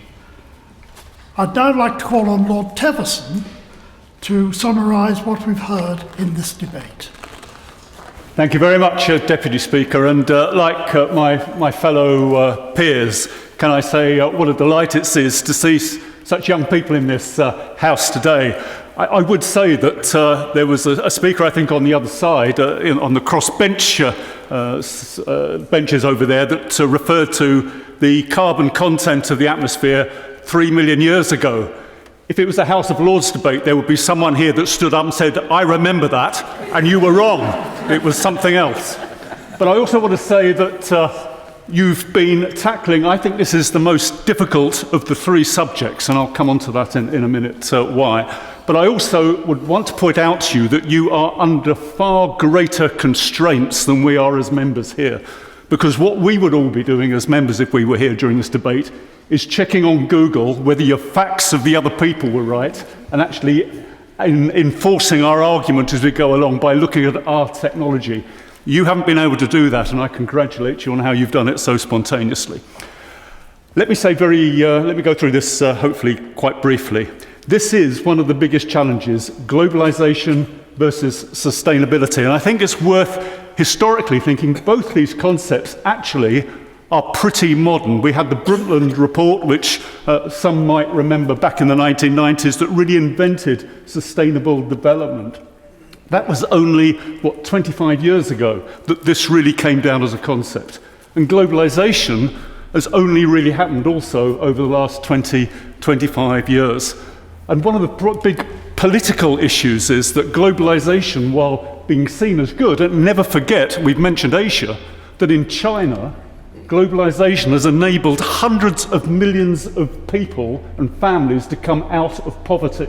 And although I might completely disagree with the political regime in China, that change has taken place to real people and real families. And yet in this country, we have inequality, in that the lowest 20% of family income is roughly 13,000, the highest 20% is 69,000, a five-fold difference. So that's one of the inequalities that can come out of it.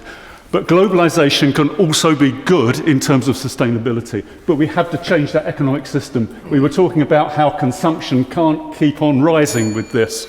And one of the solutions to that, an even newer concept, is the circular economy, moving away from a linear economy to a circular economy where resources are reused.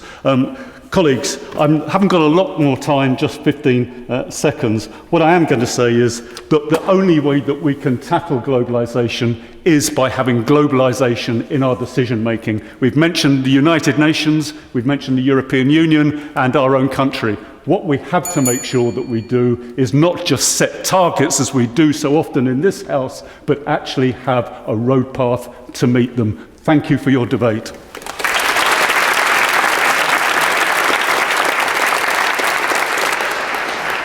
Thank you, Lord Teverson.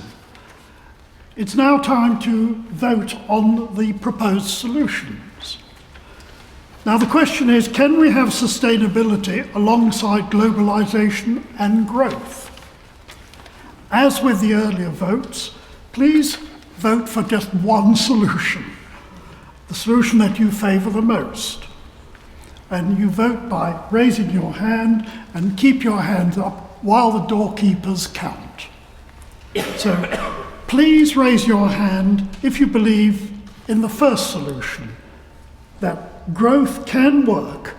Innovation and technology like genetic modification will enable us to carry on feeding the world, and economic growth will create opportunities for new technologies. So people in favour of that solution, please raise your hand.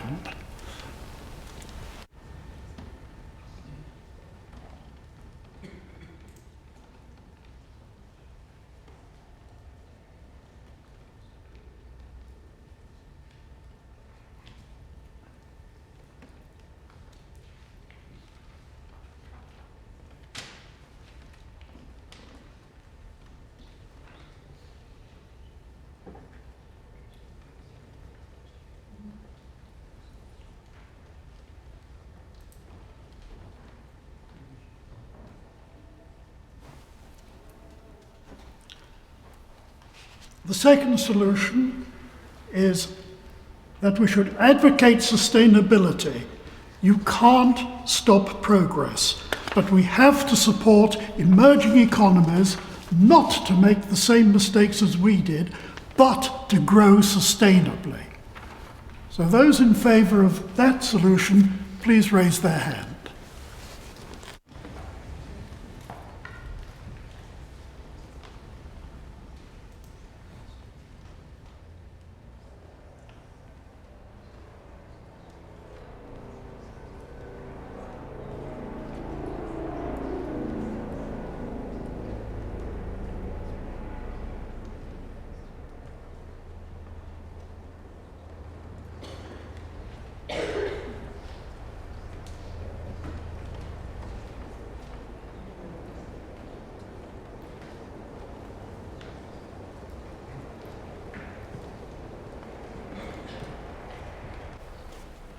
The third solution is that a new approach is needed. Constant growth just can't be sustainable. So we have to find global ways of reframing economic growth, taking into account environmental and social well-being, if we're going to achieve a sustainable future. Those in favour of that solution, please raise their hand.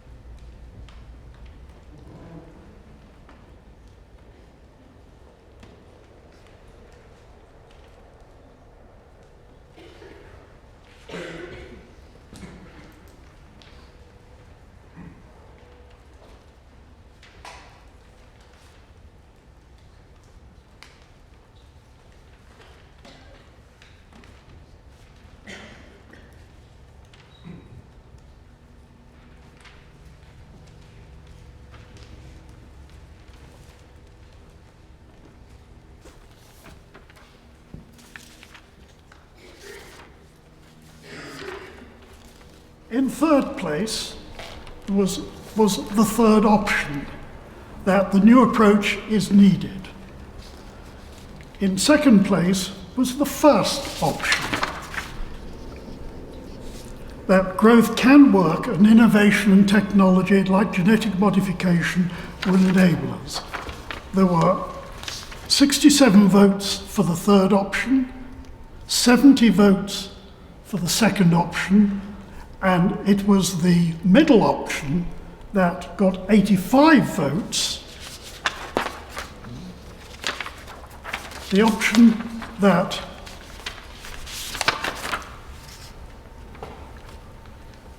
we should advocate sustainability, and you can't stop progress, but we have to support emerging economies. That's option 2 got 85 votes, so it was option 2 that won the ballot.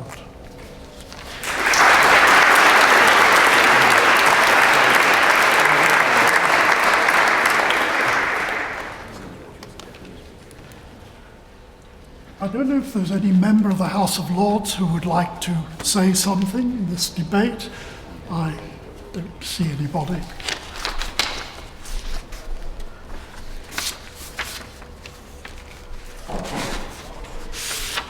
So that is the end of the debates. And I would like to thank everybody for their contributions.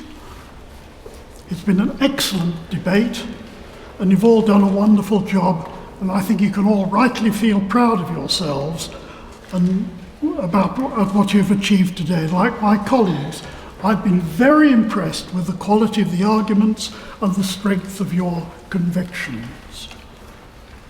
You've really demonstrated something which we're not always very good at in the House of Lords. You've spoken to the issues. And so congratulations on that. And you've been very, very persuasive.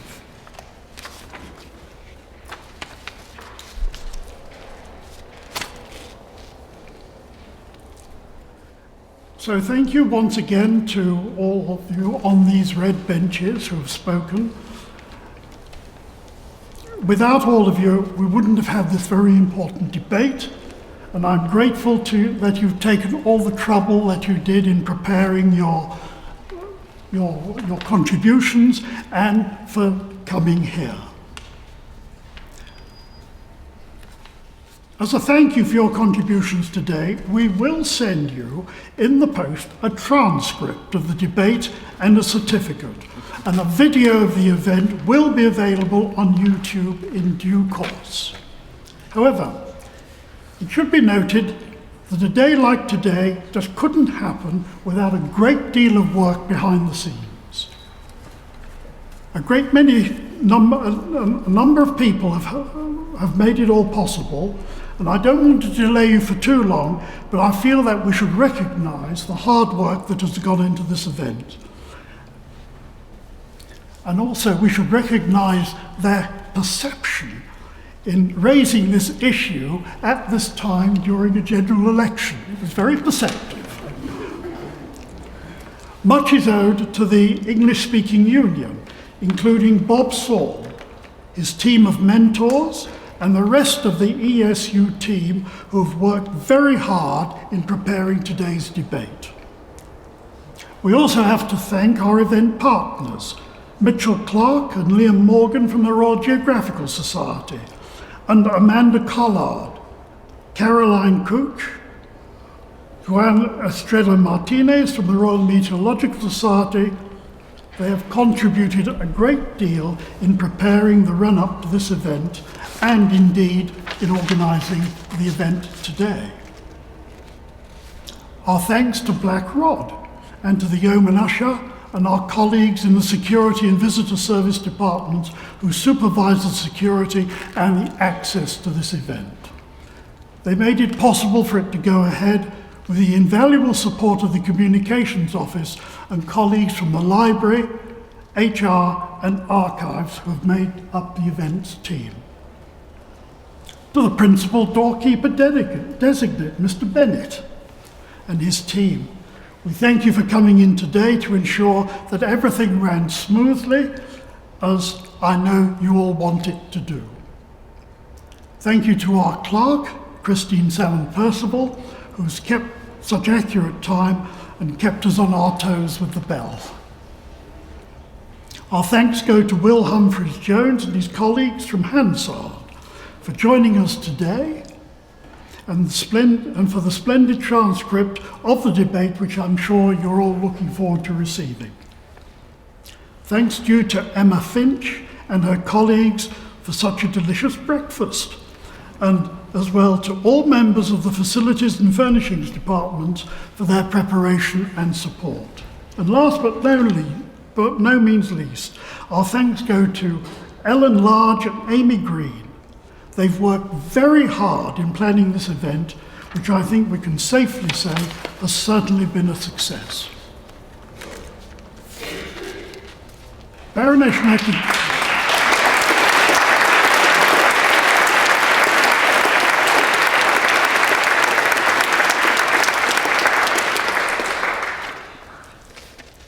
Baroness McIntosh and I will now leave the chamber in a moment before the doorkeepers will then show you out after we have left.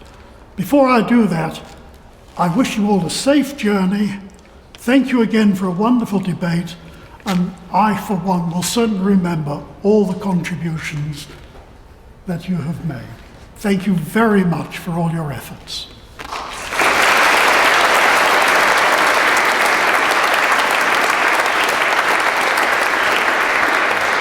Lords, ladies and gentlemen, please rise.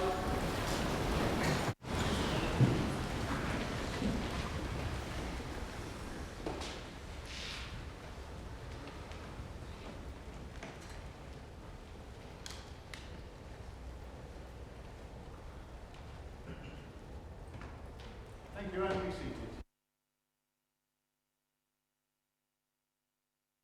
Well, Lord, if you'd like to vacate, please feel free, my lady. Into the chamber. Our aim now is to get you out safely in an organised fashion, remembering the